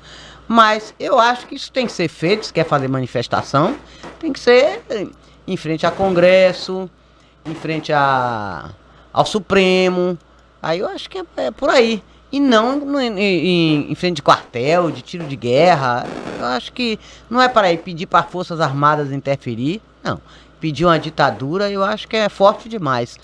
Agora, que as manifestações estão mexendo muito... Estão sim, eles estão realmente mobilizados. Obrigado. Ontem em Brasília mesmo tinha muita gente que mesmo com o tempo ruim, o tempo estava chuvoso, choveu, tinha muita gente, São Paulo tinha gente, Rio tinha gente, Mato Grosso tinha gente, Rio Grande do Sul tinha gente, na Bahia, em outras cidades, até Ilhéus, tinha gente. Tem gente que não está contente, está insatisfeito. É natural, gente. O pessoal aí tem gente criticando, mas não tem que criticar. Tem que fazer a sua parte. Se acham que ou teve fraude, ou que não teve, ou que não está contente, tem que demonstrar a sua insatisfação de alguma forma. Vai para a rua. E é um movimento, vocês têm que observar, pacífico, muito pacífico. O que se canta lá é o hino nacional. Bota algumas frases, algumas mais rebeldes, mais ousadas, mas não importa. Mas não está chamando ninguém de ladrão, de jeito nenhum. Não está chamando ninguém de vagabundo, porque pior que isso... Barbosinha, nós vamos voltar a comentar, depois que você falar aí as manchetes aí do Portal da Tarde, nós vamos falar sobre... Perdeu, mané? Eu queria até falar sobre isso agora, Toné, porque é claro que também houve uma importunação, né? O protesto é válido. Você protestar é válido, né? Mas teve pessoas também que foram agressivas com os ministros, né? Do Supremo Tribunal Federal. Claro, houve a provocação primeiro do Alexandre de Moraes quando ele interferiu em todo o processo das eleições. Ele foi ditador. Ainda continua, um ativista, ainda continua sendo, né? Mas outros ministros, por exemplo, Gilmar Mendes nem participou disso aí, né? O Fachin foi quem liberou o Lula do processo. Mas o Barroso também foi presidente do TSE. Mas o Barroso não interferiu nisso, né? É claro que esse Supremo vem desgastado, Toné, há muito tempo, né? A gente vem vendo o desgaste do Supremo. Mas eles adquiriram um protagonismo que, peraí, até os políticos desapareceram. Os políticos, quem são os deputados, os senadores desapareceram. Mas só quem ficou foi o Supremo. Mas quem são os culpados? Os políticos que deram espaço para eles. São 500 e tantos deputados. Quando um juiz não, que respeita os juízes federais e os juízes da Justiça do Brasil. Esses homens que estão lá na Suprema Corte, eles não são juízes. Eles são nomeados, né, são advogados, são conhecedores da lei, mas não são juízes. Eles são ministros. Eles são indicações políticas. Indicações políticas, eles são ministros. E eles desrespeitaram a própria justiça, que também não se posicionou. Então, Toné, é a história do cachorro, né? Vamos uma metáfora aqui só para você entender. Você vai passando na rua, o cachorro começa a latir. Se você correr, o cachorro corre atrás. E aí você não adianta parar mais, porque ele vai lhe morder, porque o cachorro chegou ao ponto de correr, então ele vai como uma presa, ele tem você como uma presa. Agora, se você não correr e você bater o pé e brigar com o cachorro, ele vai se recolher ao lugar dele. Ele vai baixar o rabinho entre as pernas e vai sair. É o que aconteceu com o Supremo Tribunal Federal. Eles foram mexendo na legislação do Brasil, fazendo leis, os deputados não se manifestaram, os senadores não se pronunciaram, né? O presidente da República também deixou correr solto. Eles tomaram o poder, né? É como diz o Zé Disseu, o poder se toma. E o Supremo não se ganha, se toma. Se toma. E eles tomaram o poder. Então, hoje não adianta agredir esses homens, né? Claro, vocês podem protestar, é um direito, todos nós podemos protestar, mas não agredir. Mas é porque, então o Barroso foi agredido. Teve uma mulher que ela foi muito incisiva com o Barroso, né? Ela agrediu, xingou o Barroso. Então, o cara vai se irritando com aquilo também. Você protestar é uma coisa, Toné. Sim, mas ele não, peraí, veja bem, agora ele perdeu a compostura. Porque você tem que ter. O rito, né, do cargo que exige. Ele exige isso. Você é uma pessoa pública, imagina, ocupa um cargo no Supremo Tribunal Federal. Você virar e usar uma gíria de vagabundo, perdeu, mané. Isso você ouve na rua quando você vai, que um assaltante vai, pega seu celular, perdeu, mané, e rouba seu celular. É linguagem de vagabundo, de bandido. Não é nem vagabundo, é de bandido. Então, perdeu, mané. Não, ficou muito feio para um ministro do Supremo Tribunal Federal. Muito feio, caiu mal. Isso eu concordo com você, Toné. O linguajar não foi o adequado. Não é adequado para um ministro. Mesmo ele sendo irritado e ofendido, né? Porque aquele indivíduo... Então você não está preparado para ser uma pessoa pública, Barbosinha. Não, mas desculpa. Você não é preparado para ser agredido em momento nenhum, Toné. Sim, não é sim. Mas você tem que saber como responder, ou então não responda nada, fique calado. Eu, por exemplo, talvez se eu fosse até mais agressivo na resposta ali. Agora, o cidadão não tem o direito de ofender pessoalmente a honra de ninguém. Eu posso até chegar perto do ministro e falar assim, o senhor é muito incompetente, o senhor é desonesto. A vozinha está muito educado. Não, mas, Toné, mas a gente tem que respeitar as pessoas também. Né? Uma coisa é o cargo da pessoa que ela ocupa e está exercendo mal. Mas veja bem, a partir do momento que você responde também dessa forma, você se nivela. Não, mas aí já foi a reação, né? Sim, exatamente, a reação. Você reage dessa forma, com linguajar horrível, chulo, então você está se nivelando a sua agressão, a primeira lá. Eu acho. Então, toda ação tem uma reação. Para toda ação se existe uma reação. Então, a gente tem que ter cuidado na hora de protestar. Se é um protesto, se é uma agressão, aí já é o caso de polícia. A gente não pode agredir as pessoas, por mais errada que ela seja, Toné. A agressão verbal, você fala, verbal. Né? Verbal e até física, porque da verbal para física a diferença é muito pequena, né? Tá ali já no limite, até na própria reação da pessoa. Agora, que foi ofendida, ela pode agredir, Barbosa, também. Que isso foi acontecer fora do país, quer dizer... Mas é porque no Brasil, Toné, esses ministros, né? São blindados. Eles são blindados pela Polícia Federal. A Polícia Federal dá proteção a eles, né? Aonde eles vão, tem sempre 2 agentes da Polícia Federal. Nos outros países, eles não contam com essa segurança. Por quê? Porque eles acham que não precisa. Sim, porque também tem os custos. Lá ninguém conhece eles, né? Não é pelo custo, é porque lá ninguém conhece eles. São pessoas que poderiam passar em branco em qualquer avenida dos Estados Unidos. Agora, os brasileiros estão na rua protestando, viram e souberam que eles iam estar lá numa palestra, e aí foram para lá agredi-los, né? Ali já foi uma agressão. Muita gente protestou, e eu ouvi isso pela internet, as pessoas falando, olha, vocês bagunçaram a eleição, vocês foram ativistas, até aí tudo bem. Agora, quando você parte para o xingamento, palavrões, aí você ofende a honra das pessoas. Aí já deixa de ser o ministro e passa a ser o senhor Barroso, como qualquer outro. Cidadão comum. Um cidadão comum, você foi ofendido. Mas ele não é um cidadão comum. Peraí. No Brasil não, mas ele está lá em outro país, embora estava numa missão. Mas ele continua ministro, Barbosinho. Mas o cargo dele. Mas olha, isso é a própria justiça, né, que não é o caso deles, como eu disse, eles não são justiça. A justiça é outra coisa, né? A Suprema Corte foi uma coisa criada pela Constituinte, né, na época da redemocratização do Brasil, porque se tinha medo de que a justiça naquela época, que os juízes também, Toné, eram indicados por governadores, né? Os juízes das comarcas eram indicações políticas. E a maioria dos juízes daquela época tinham sido indicados pela Arena, pelo pessoal do Exército. Então, os parlamentares, eles tinham medo de que a democracia lá na frente fosse derrubada por essa justiça, né? E aí, o que foi feito? Vamos criar um órgão que fique fiscalizando se as leis, se as decisões jurídicas estão dentro da Constituição. Então, o Supremo Tribunal Federal não é um órgão da justiça, ele é um órgão fiscalizador, regulador, para saber Mas se... está se metendo em muita coisa. Mas não porque diz tem respeito. espaço. Eles estão tendo espaço que foi dado pelos políticos, pelos deputados, pelos senadores. Eles se metendo no e pelo legislativo e no presidente, executivo. Toné. O Ciro na campanha falou, o Ciro Gomes, ele falou, se eu sou o presidente, eu jamais daria esse espaço ao senhor Alexandre de Moraes e nem aos outros ministros. Eles não têm esse espaço, eles tomaram esse espaço. Eles não podem legislar, Toné.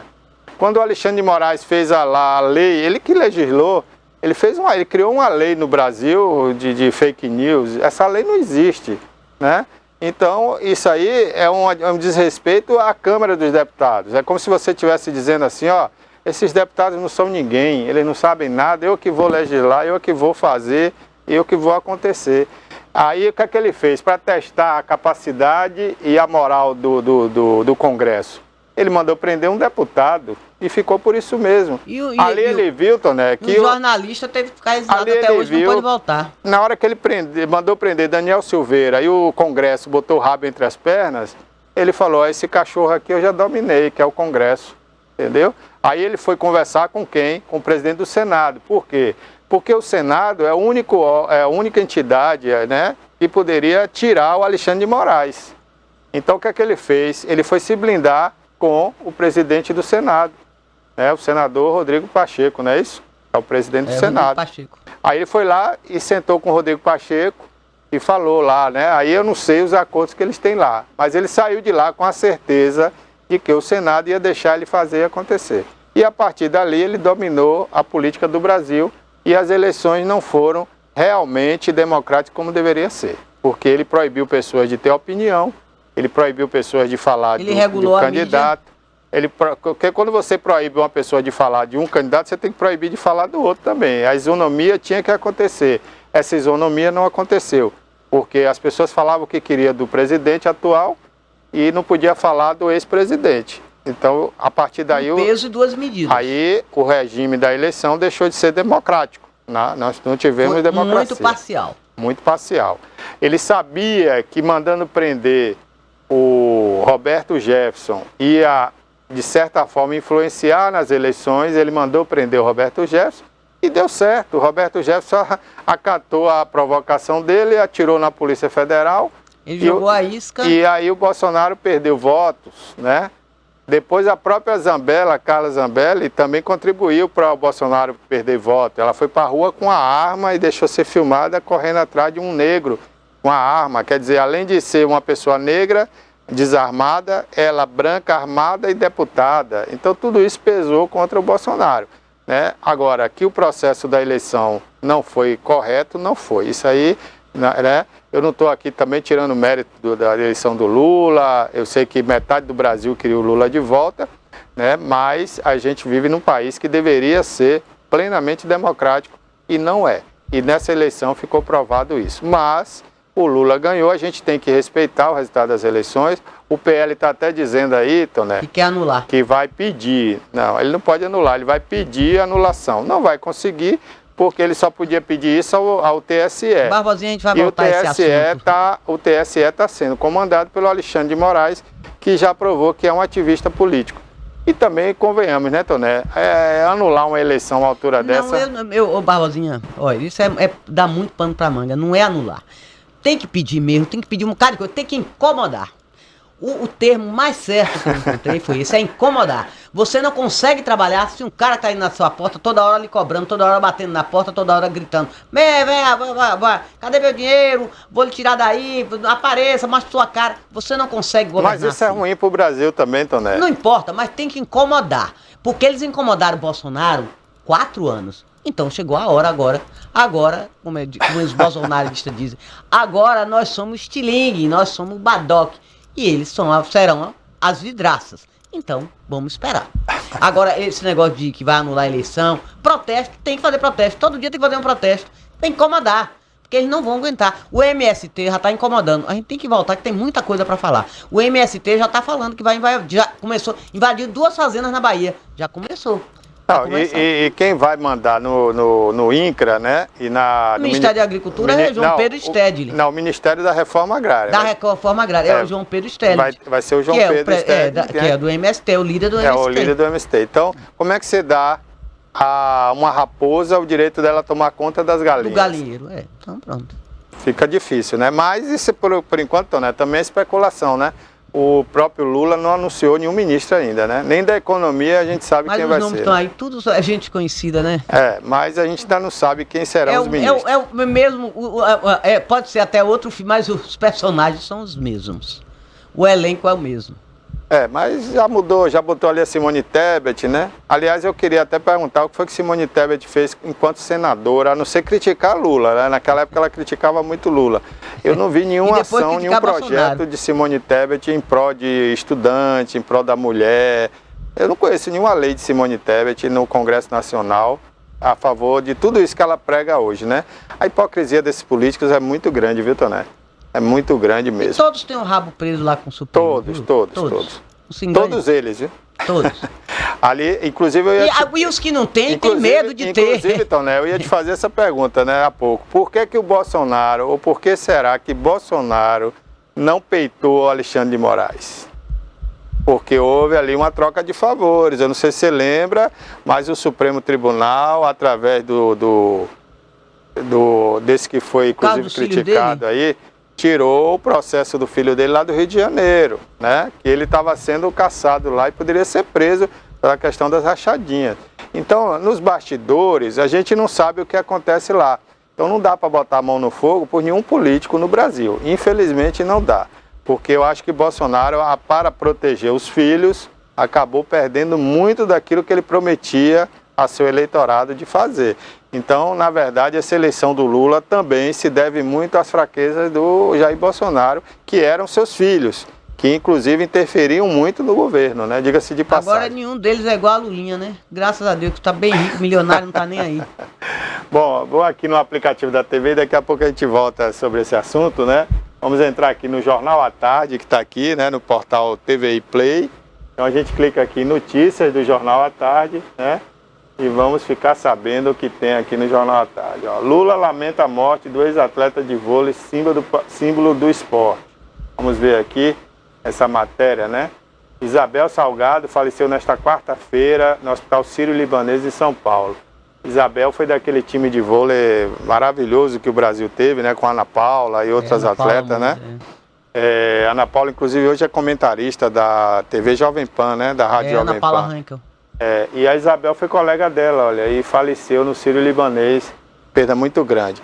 Inclusive para a nova juventude, a nova geração, Toné, ela não sabe disso, né? Mas o Brasil teve grandes times de basquete e voleibol nas Olimpíadas, né? Tanto que Fidel Castro... Tanto no masculino como no feminino, né? Tanto que Fidel Castro, que tinha o melhor time de vôlei do mundo, né, na época, homenageou as seleções brasileiras, tanto do basquete quanto do voleibol, né? No basquete homenageou ali aquela que hoje inclusive participa de programa de televisão. Hortência, né? A Hortência foi a melhor jogadora de vôlei, de basquete do Brasil, do basquete do Brasil, e foi homenageada aí pelo Fidel Castro. Então tá aí, o presidente eleito Luiz Inácio Lula da Silva lamentou na manhã de hoje a morte da ex-jogadora de vôlei Isabel Salgado, de 62 anos, ícone da seleção brasileira. Isabel sofria de síndrome aguda respiratória do adulto. É uma condição clínica considerada rara. No Instagram, o perfil oficial de Lula publicou uma foto dele com a Isabel e ele fazendo essa homenagem a essa que foi uma grande atleta do vôlei brasileiro e era uma admiradora do Lula e do PT. Então tá aí essa notícia que você pode ver mais entrando no nosso aplicativo e clicando aqui no Jornal à Tarde, como eu falei. Você tem acesso às principais notícias do Jornal à Tarde gratuitamente, hein? Então tá aí a dica para você. Bom, o repórter dinamarquês é ameaçado ao vivo por seguranças no Catar. O pessoal tá brincando muito com uma cultura diferente, Toné, né? O Catar, gente, não é um país ocidental. Bebida alcoólica, né? Lá não se toma bebida alcoólica, né, em público. E a FIFA... Mas no hotel pode, né? Mas a FIFA conseguiu quebrar essa regra deles lá e vai vender não dentro do estádio, mas do lado de fora do estádio, né? É um país islâmico, é um país de religião muçulmana, na sua essência, né? Então, Toné, eles são radicais, porque para eles... As mulheres vão ao estádio, será?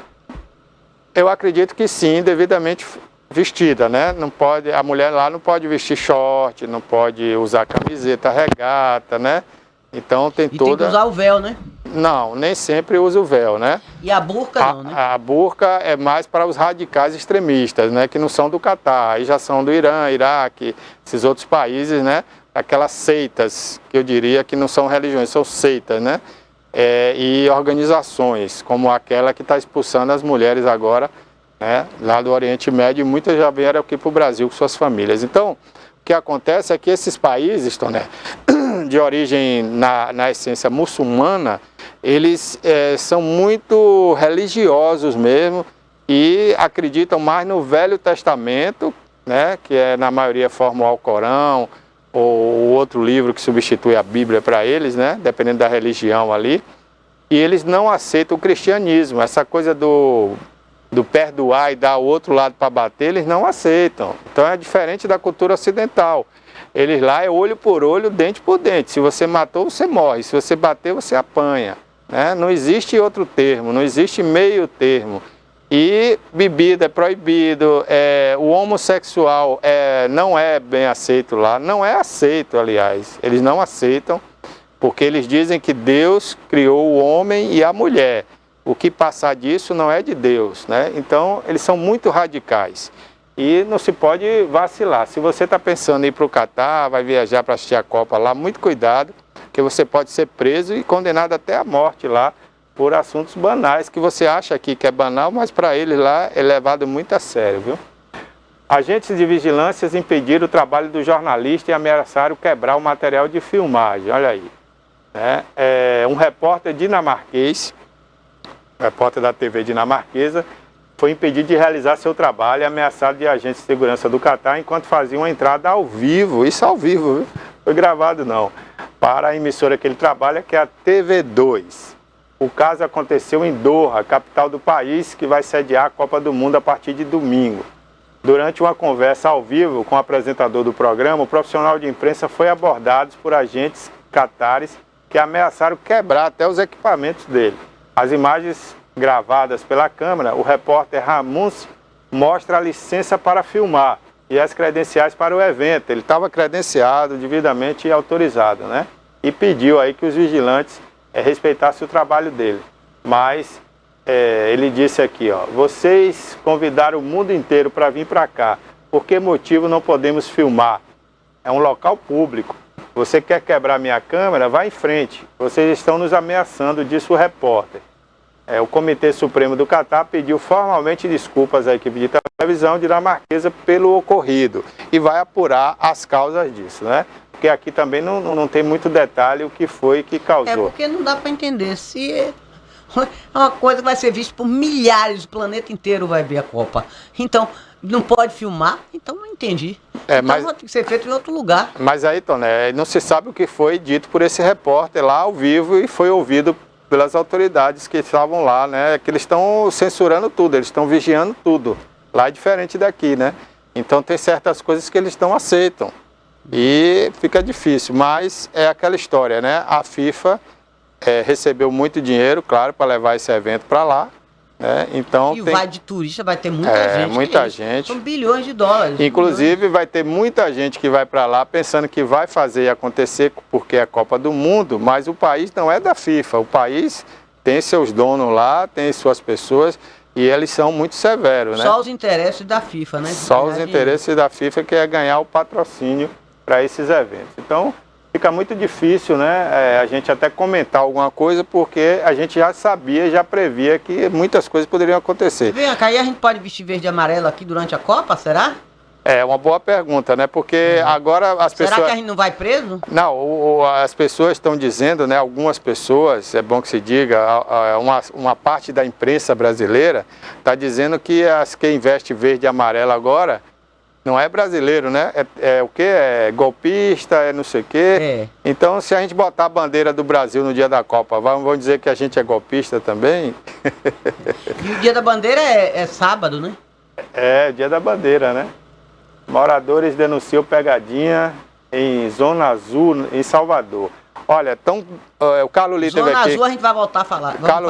Vamos falar agora. O Carlos Lito esteve aqui essa semana, Toné, e ele está pedindo à prefeitura, em nome do comércio, a Zona Azul. Só que essa questão de Zona Azul, eu disse a ele aqui, nós já tivemos muitos problemas em Itabuna. Tanto é que as duas últimas empresas, Toné, que atuaram em Itabuna, entraram com ação na justiça contra o município. E está rolando lá até hoje.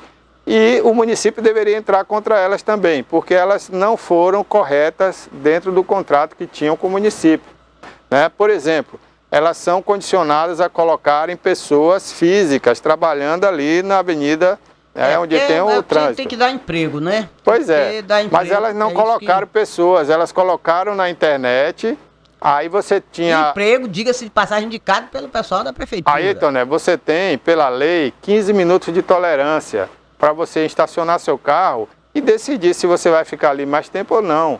Porque às vezes você não vai precisar ficar mais do que 15 minutos, você vai, pega o carro e vai embora. Mas não é 15 não, é menos. 15 minutos. 10, não, era 15 minutos por lei, isso é lei. Ah, mas aqui é 10. Não, isso é lei, em qualquer lugar do Brasil, onde tiver estacionamento é 15 minutos. Só no shopping center muito grande, nas capitais, que eles dão 30 minutos, porque às vezes é muito grande o estacionamento, você até perde seu carro e demora a achar. Mas a lei diz 15 minutos de tolerância. Eles não davam esses 15 minutos, Tondé. Às vezes você saía do carro, ia numa farmácia, e não achava o remédio, ou numa loja, voltava em 10 minutos. Mas quando você voltava, o fiscal, que era um só, que tinha que ficar percorrendo 2 quilômetros... E você ainda aqui atrás, ei, quero pagar. Ele botava uma notificação em seu carro. Quer dizer, você não tinha nem 10 minutos, aí já tinha uma notificação ali de que você estava errado. Aí você ia atrás daquele fiscal, aí falava para ele, não, eu não tenho 15 minutos ali ainda. Ah, não, mas eu não sei, eu não estava ali na hora para ver. Então, isso causou muito problema, muitas reclamações, não só essa, né? E outras também, como você falou, a pessoa saía com o seu carro, não tinha quem pagar. E fiquei procurar aí tinha que ficar procurando o monitor para pagar. Então, isso deu muito problema, muita reclamação, inclusive no PROCON de Itabuna. E as empresas acabaram deixando porque viu que não valia a pena, porque eles não tinham condições nem estrutura para atender os usuários. Aí agora vem de novo essa Zona Azul. O comércio está pedindo, está todo mundo pedindo. Mas tem que ter para organizar, porque está um desastre, está um caos. Mas deveria... A dificuldade para estacionar é muito grande. O próprio município tem agente de trânsito para isso. Não, o que tem é guincho. Guincho você vê toda hora. Mas tem agente de trânsito que inclusive, Toné, eles têm hoje a favor deles uma autorização de suborno. Uma autorização legal dada pela Câmara. Quanto mais ele lhe multar, quanto mais ele lhe multar de corrupção, quanto mais ele lhe multar, mais ele ganha. Então isso é corrupção. É produtividade? Isso é corrupção. É produtividade de multa? Isso é uma corrupção legalizada. O agente de trânsito, se ele quiser, ele vai multar seu carro quantas vezes ele quiser. Ele tem que produzir multa para ele ganhar uma bonificação. Pois é. Isso é uma corrupção legalizada pela Câmara de Vereadores, né? E continua. Isso é verdade? É verdade, é produtividade. Eu já reclamei disso aqui há vários anos, eu venho reclamando e continua. Agora, eu não sei porquê, Toné, a gente não vê mais agente de trânsito na Cinquentenária. Antigamente ficava ali abusivamente, né? Agora não tem nenhum. Tem hora que não tem nenhum lá. E eu acho que os agentes de trânsito... Deu uma paradinha agora porque o momento político. Calma, Barbosinha. Agora vai voltar. A indústria do guincho, né? A indústria do guincho. Mas volta logo. É isso aí. Ó. E as multas, haja multa, que tudo é multa, é muita multa. Em Salvador, ali na região metropolitana de Salvador, está tendo muito problema com Zona Azul. Olha o que pode voltar a acontecer aqui. Vídeo mostra a placa de sinalização com 2 espécies de cobrança, as quais têm enganado o dono de veículos. Ó. Proibido motocicletas, né? Segunda a quinta, das 8 às 22 horas, sextas e sábados. Domingo, das 8 às 0 horas e feriados. Obrigatório parada, pagamento de tarifa aqui. Aí tem um código de barra aqui, lei federal, tal, infração, multa grave, tal. Então, essas empresas, elas estão colocando aí, ó, segundo diz aqui a notícia, né? Donos de veículos que precisam utilizar o sistema de estacionamento implantado nas ruas, na Praia do Forte, que fica na região metropolitana de Salvador, depois de Lauro de Freitas ali, a conhecida Zona Azul, reclamam de uma pegadinha que pode trazer consequências como multa ou retenção do veículo. Um vídeo recebido pela redação do Jornal à Tarde mostra uma das placas determinando o local com 2 possibilidades de cobrança, uma ao lado da outra, né? indica zona azul e a outro lado zona verde. Então tá aqui, ó, uma placa aqui, outra aqui. Então as pessoas estão confundindo lá, estão confusas com essa situação. Eu estou mostrando essa notícia aqui do Jornal à Tarde para voltar ao tema aqui da cidade, Toné. Se lá em Salvador, né, que é capital, ali a região da Praia do Forte, bem frequentada por turistas, a Zona Azul faz essa confusão, imagine aqui. Então a gente já teve aqui vários problemas, e se não houver uma fiscalização, uma coisa decente, a empresa deita e rola, faz o que quer e depois vai embora, como foram as outras, né, e a prefeitura fica aí a ver navios. Então tá aí uma notícia que está aqui no Jornal à Tarde. E é uma fábrica de dinheiro, de recursos. Agora, que esse recurso tem que ser reinvestido realmente na estruturação do trânsito de equipamentos de sinalização. É isso que a gente quer. Porque a gente não vê semáforo quebrado todo dia, as faixas de pedestre todas apagadas, precisam ser repintadas em lugares estratégicos, como no bairro São Caetano, lá na Avenida Princesa Isabel. Então, se tem dinheiro, tem recurso, é para também ter recurso, reinveste esse dinheiro, esses recursos, em equipamentos, justamente para melhorar o trânsito. Porque o trânsito de Itabuna é uma bagunça, é um caos. Toné, eu não entendo, inclusive, o que é feito do dinheiro de multas e tudo mais. Porque Itabuna tem 30 anos que são os mesmos semáforos. Há 30 anos, os mesmos semáforos. É mesmo, você fez uma coisa, uma observação boa. Aqui não se troca semáforo. Tem semáforo em algum local novo, você nunca viu, não? Não tem, não. Há 30 anos só são os mesmos. Só vi para recuperar os velhos. Eles ficam recuperando os velhos, tira daqui, bota ali, mas não existe semáforo novo há 30 anos em Itabuna. Placas de sinalização não existem. Uma boa observação, Barbosa. As placas de sinalização não existem, Toné, né? Sinalização vertical ou horizontal? Se você não for da cidade, a sorte que hoje em dia tem GPS nos carros, né? Porque se você a horizontal. Porque quebra-mola que tem demais na cidade. Se você não fosse da cidade, você não saberia para onde você ia. Eu sei porque a gente é morador daqui e decora. Exatamente, porque não existe, a única placa que tem de sinalização é do 5º Batalhão, 15º Batalhão de Polícia, que eles mesmos colocaram. Tem aqui na entrada da cidade e tem em outras vias, mas fora isso, não existe sinalização. Nome de bairro, para onde vai tal bairro. Itabuna tem 90 bairros, mas você não sabe para onde fica nenhum, porque não tem sinalização. Então, quando o seu carro tem um GPS... Você não sabe se é mão dupla, se é mão, se é contramão. É confuso mesmo. É confuso. Você tem razão. Em alguns bairros até que tem, por exemplo, Jardim Vitória, né, que fica ali na região do shopping, é um bairro nobre, aí tem. Mas nos bairros populares a gente não vê de jeito nenhum. E outra coisa, os quebra-molas que você falou aí, são quebra-carros. Além de quebrar mola, porque carro hoje não tem mola, né? Os carros têm amortecedores, mas essas coisas, essas lombadas que eles colocam no asfalto é para quebrar os carros. Mal feitas. Aí o prefeito, os secretários, eles compram agora SUVs, né? Porque eles ganham bem, graças a Deus, então todo mundo tem um SUV. E carro é bem alto. Aí passa correndo no quebra-mola, não tem problema. Mas as pessoas que não têm condição de comprar um SUV, que tem ali seu carrinho antigo, né? Mais baixo. Seu carro baixo, aí arrebenta a descarga, escapamento, suspensão e fica por isso mesmo, Toné. Então é um absurdo, tem umas ruas aqui no bairro de Fátima, no São Caetano, que a cada 30 metros tem um quebra-mola. Então é melhor logo tirar a rua. Quebra a rua toda logo, é melhor do que ficar, né, com tanto quebra-mola. É um absurdo. Tem uma rua aí que, por exemplo, né, é um exemplo que eu estou dando. Tem uma Matilde que mora do lado de cá, quer falar com a Matilde do lado de lá. Aí ela quer ficar atravessando a rua toda hora. Aí ela pede à prefeitura e eles botam lá um quebra-mola sem especificação técnica, sem altura, sem limitação de nada. Então o carro vem ali e arrebenta. E fica por isso mesmo.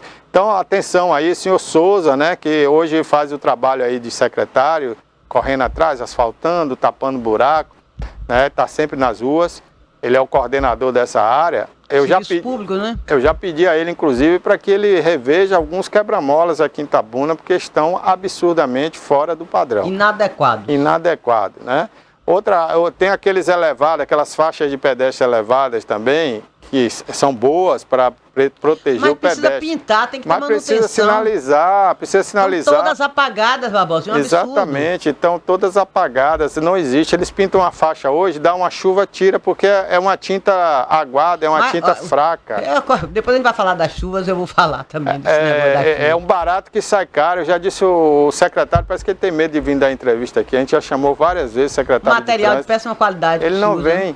né, que eu queria saber para onde vai o recurso da Secretaria de Trânsito, porque não dá para comprar tinta para sinalizar a rua. Não dá para recuperar semáforo, comprar novos. Não dá para comprar novos semáforos pelo menos uma vez a cada 2 anos, né? Não dá para implantar a Zona Azul. Não dá para implantar a Zona Azul, não dá para nada. Então, quanto é que arrecada essa secretaria? É só para pagar funcionário, será? Né? Então a gente quer saber para onde vai os recursos da Secretaria de Trânsito e Transporte de Itabuna. Porque do jeito que está, não dá. Ou o secretário não tem competência para trabalhar, e aí o prefeito tem que substituir, ou então ele está sem recurso e não quer divulgar isso. A gente precisa saber, né? O espaço está aqui, Mas a secretário. indústria do guincho continua. A Será? diária do pátio, quando pega o seu carro que leva lá pro pátio do Cetran, fica lá, todo dia você tem que pagar uma diária. É mais caro que diária de hotel. Ou de motel, como queiram. Olha, o pessoal do PT está cobrando que o presidente Bolsonaro bote a faixa no Lula. Aí o Bolsonaro disse que não vai lá. Isso não é obrigatório, não. Ficaria para o Mourão. É um ato de democracia, né? Aí o Mourão disse aqui que se recusa a passar a faixa presidencial, que isso é um problema do Bolsonaro. Está no Jornal à Tarde, se você quiser mais detalhes. Quem quiser que passe. Você entra aí. Ele não tem a obrigação de ir, não. Passar. Não é obrigatoriedade, não. Digamos assim, é um padrão, né? Seria um padrão para que você demonstre rito ali o oficial, rito de passagem, né? Como o Fernando Henrique fez com Lula. Acho que isso não custa nada, não vai tirar pedaço de ninguém, Toné. Ó, o sucessor de Rui Costa, né, o Jerônimo, espera Lula definir o seu modelo de administração para que ele defina aqui na Bahia. Tem que seguir o de lá, é? Gente do céu. Mas que é o Estado, lá é um país, é federal, o governador eleito. Tenha paciência, tem muito que aprender, tem que estudar aí, viu? Não sei não. Ele diz pra aqui... saber que tem que o outro definir para você fazer o seu, você tem que ler para copiar o dos outros. Oxi. Ele diz aqui, Toné, que só vai anunciar seus secretários dia 15 de dezembro, né? Já aí perto do final da Copa do Mundo, ele vai anunciar os secretários que vão compor o seu governo. E ele disse mais, hein? Ele não diz aqui tudo na entrevista não, mas ele já disse em outras entrevistas aí que deu em rádio, de que ele não vai obedecer nada de que venha de Wagner ou de Rui. Ele tem o governo dele. Ele vai escolher cada secretário, não vai aceitar indicações. Sim. Ninguém governa sozinho. Barbosinha, calma. Não, mas o Rui e o Wagner não estão nem aí mais para Bahia. Eles já estão pensando em Brasília. Eles estão com a cabeça em Brasília. Sim, né? mas tá com a cabeça em Brasília, mas tem um pessoal deles também que tem que ficar todo mundo arrumadinho, né? O PT não deixa ninguém para trás, né? Toné. Então tá aí, gente, os destaques do Jornal à Tarde, né? Em Barreiras, uma mulher denunciou um caso de importunação sexual no Hospital do Oeste. Vamos ver essa notícia aqui, ó, que está no Jornal à Tarde de hoje. A Polícia Civil de Barreiras investiga um caso de importunação sexual no Hospital do Oeste. O caso aconteceu na segunda-feira, dia 14, e a vítima foi uma mulher que estava em trabalho de parto. Parece aquele caso que a gente viu no Rio de Janeiro, né? Do anestesista, né? O pessoal não aprende, hein? De acordo com a polícia, um funcionário terceirizado da unidade, dessa vez não foi um médico, né? Um funcionário terceirizado, que não teve identidade revelada, teria abusado de uma paciente que passou uma cesariana no dia anterior. A vítima relatou que ao acordar após o efeito da anestesia, o homem estava em cima dela. Olha que absurdo. A mulher então gritou e foi socorrida pelos que estavam na unidade de saúde. Tem mais detalhes aí, se você quiser ver, você entra no nosso portal, acessa o Jornal à Tarde e vai ver essa notícia aí de hoje. Tá aí, né? É uma aberração isso, né, rapaz? Como é que um cara tá trabalhando no hospital, tá vendo uma mulher que passou por um trabalho de parto, cesariana, tem uma cirurgia na barriga, e ele vai e deita em cima da mulher? Que loucura é essa? Um cara desse merece o quê, Toné? Tiro na testa. Bom, a aposta da virada pode ser feita a partir dessa quarta-feira, hein? Vai fazer, Toné? Claro, eu faço minha Mega Sena toda semana, eu faço aposto. Imagina da virada, a Mega da virada vai estar quantos? Quantos milhões? Como é que é? Mais de 300 milhões, tá quanto? A da virada 450. 450. Quase meio bilhão, hein? O que a gente vai fazer com tanto dinheiro, hein, Barbosinha? Eu ainda acho pouco.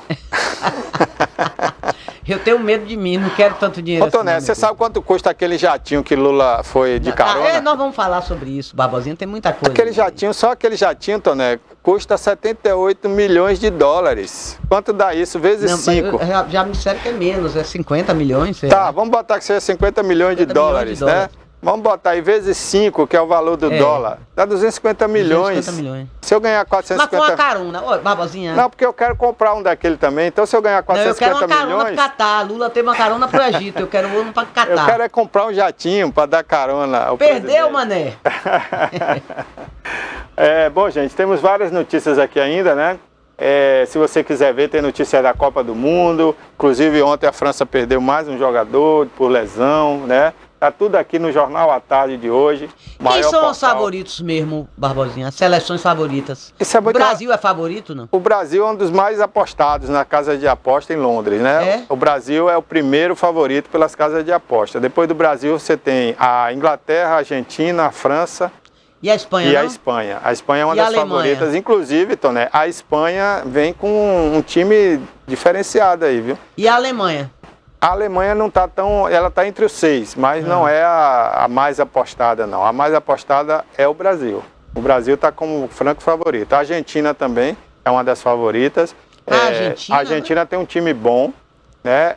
A exemplo do Brasil, né? O Brasil antigamente Mas quem era... ganhou a Copa América, Barbosinha? O Brasil dependia... Quem ganhou a Copa a Argentina. América? A Hein? Argentina. Foi a Argentina Foi, agora? ganhou aqui no Brasil, na pandemia, lembra não?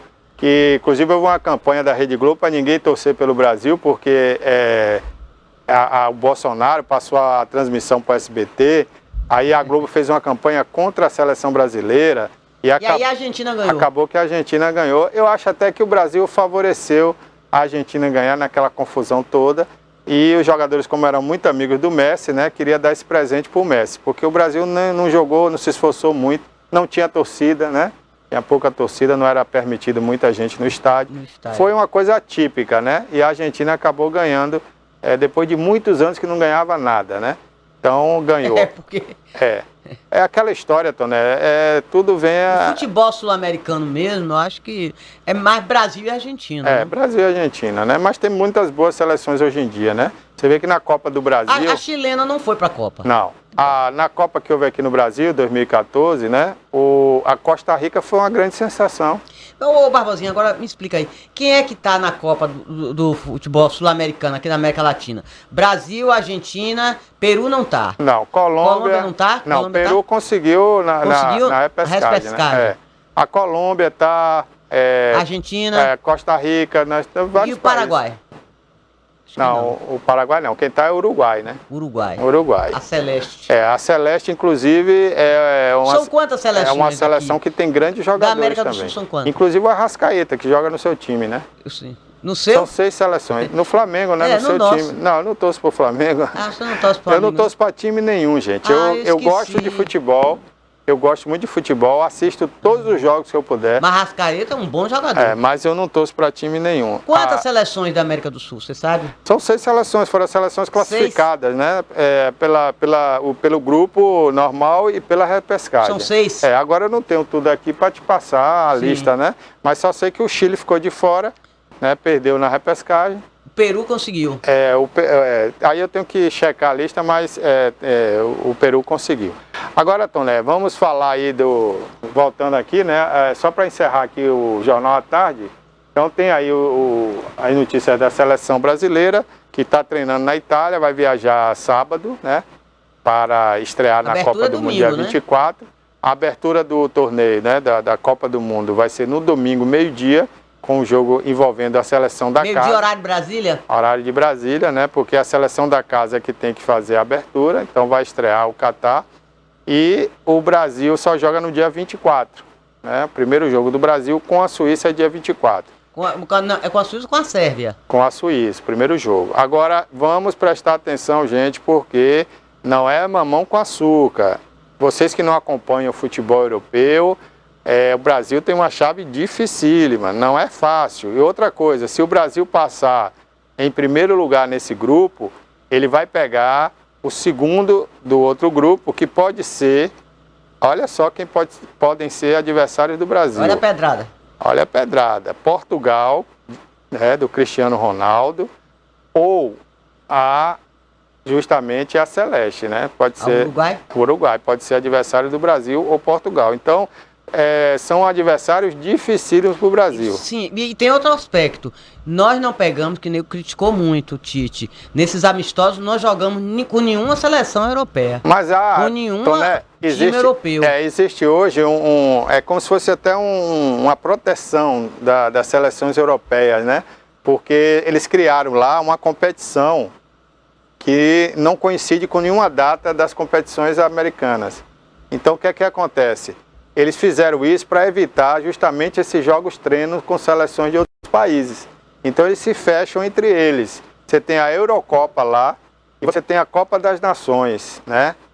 Então, são duas Copas que não... Quer dizer, a Eurocopa até coincide com a Sul-Americana. Tem a Liga dos Campeões, né? Mas aí é de clube, eu estou falando de seleção, né?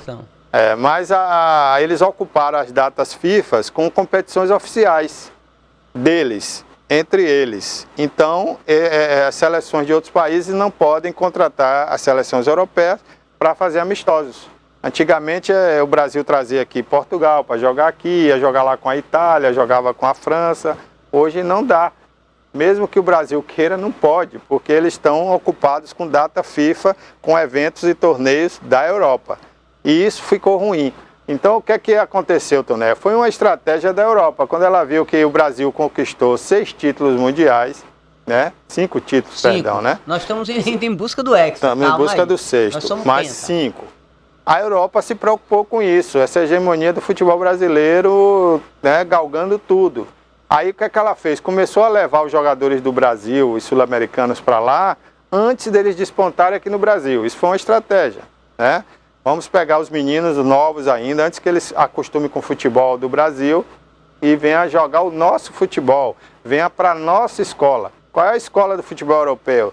É um toque de bola só, é passe, toque, né? Nada de drible. Quando você faz um drible desconcertante, eles falam que é macaquice, né? Inclusive com racismo. Eles são muito técnicos, né? Não, eles não são técnicos, eles são táticos, né? Então, qualquer pessoa com um mínimo de habilidade joga bola na Europa. É só saber tocar a bola e passar para o companheiro, né? E isso é tática, é aprender tática de onde ficar, de onde marcar, de onde se posicionar. O brasileiro realmente tinha essa deficiência, ele era desobediente taticamente e era um bom jogador, criador, né? Mas hoje ele está mais tático do que criação, né? Você vê que o Neymar, eles quase tiraram o talento do Neymar, porque o Neymar, né, quando fazia um drible mais desconcertante, era agredido. Então, infelizmente, você viu agora o Vinícius Júnior foi agredido lá pelo estádio, chamaram ele de macaco, porque ele fez um drible desconcertante. Então, isso é uma pena. A Europa se blindou para não deixar o futebol arte crescer, e hoje quem cresce é o futebol europeu. E a gente importou essa ideia, e hoje a gente está trazendo o técnico europeu para mudar o nosso futebol aqui do Brasil. E daqui a uns anos estaremos todos iguais. Aí fica um nível só. Tanto faz jogar com o Catar, com a Coreia do Norte, Coreia do Sul, qualquer Coreia dessa aí, e todo mundo sabe jogar bola, né? E o Brasil se nivelou por baixo, infelizmente. Mas é isso aí. Bom, já são 11h58, né? Mas eu quero voltar aqui. Vamos lá, rapidinho então. Quero voltar aqui sobre o jatinho, que o Lula pegou uma carona. Que Alckmin disse que é uma carona. Eu também tô querendo uma carona pro Catar. O jatinho é de Série Pierre Júnior. Ele está lá na Copa 27, levou ele para o Egito. E como ele ia para o Egito, ele resolveu dar uma carona para o Lula. Agora, ele é dono, esse Siri Pierre é um empresário, dono da Qualicorp, que é uma empresa de plano de saúde milionário. Foi quem mais contribuiu, inclusive, para a campanha Deu uma doação, né, para ele de 600 mil, que eu achei pouco, é mentira. 600 mil é muito pouco. Isso aí no Caixa Oficial, né? No Caixa 2 a gente Esse cara também já esteve envolvido no Caixa 2... na época da candidatura de José Serra, foi preso, passou 4 dias preso. Ele pegou uma carona. Eu quero uma carona para o Catar. Agora, que o Lula, né, e os demais membros do PT e do governo Lula tenham cuidado. Porque a corrupção... Já começou mal. A corrupção começa assim, com um favor, uma carona. Ô, Barbosinha, eles sabem. Já foi presidente, não sei quantas vezes, sabe, Barbosinha, como é, que as coisas funcionam. Tá ensinando o quê? Eles sabem. Mas já vai cair na armadilha de novo, Toné, né? Barbosinha. Quer dizer, no primeiro evento, ele nem tomou posse e já pega uma carona num jatinho particular. É complicado, né? Boa tarde. Um Vem abraço aí. a todos, até a próxima. Vem aí Denilton Santos com Alerta Cidade. Amanhã, se Deus quiser, estaremos aqui às 10 horas ao vivo. E você que chegou atrasado, pega a reprise do programa, né? Daqui a pouco, às 13 horas. E à noite também tem reprise para você. Uma boa tarde.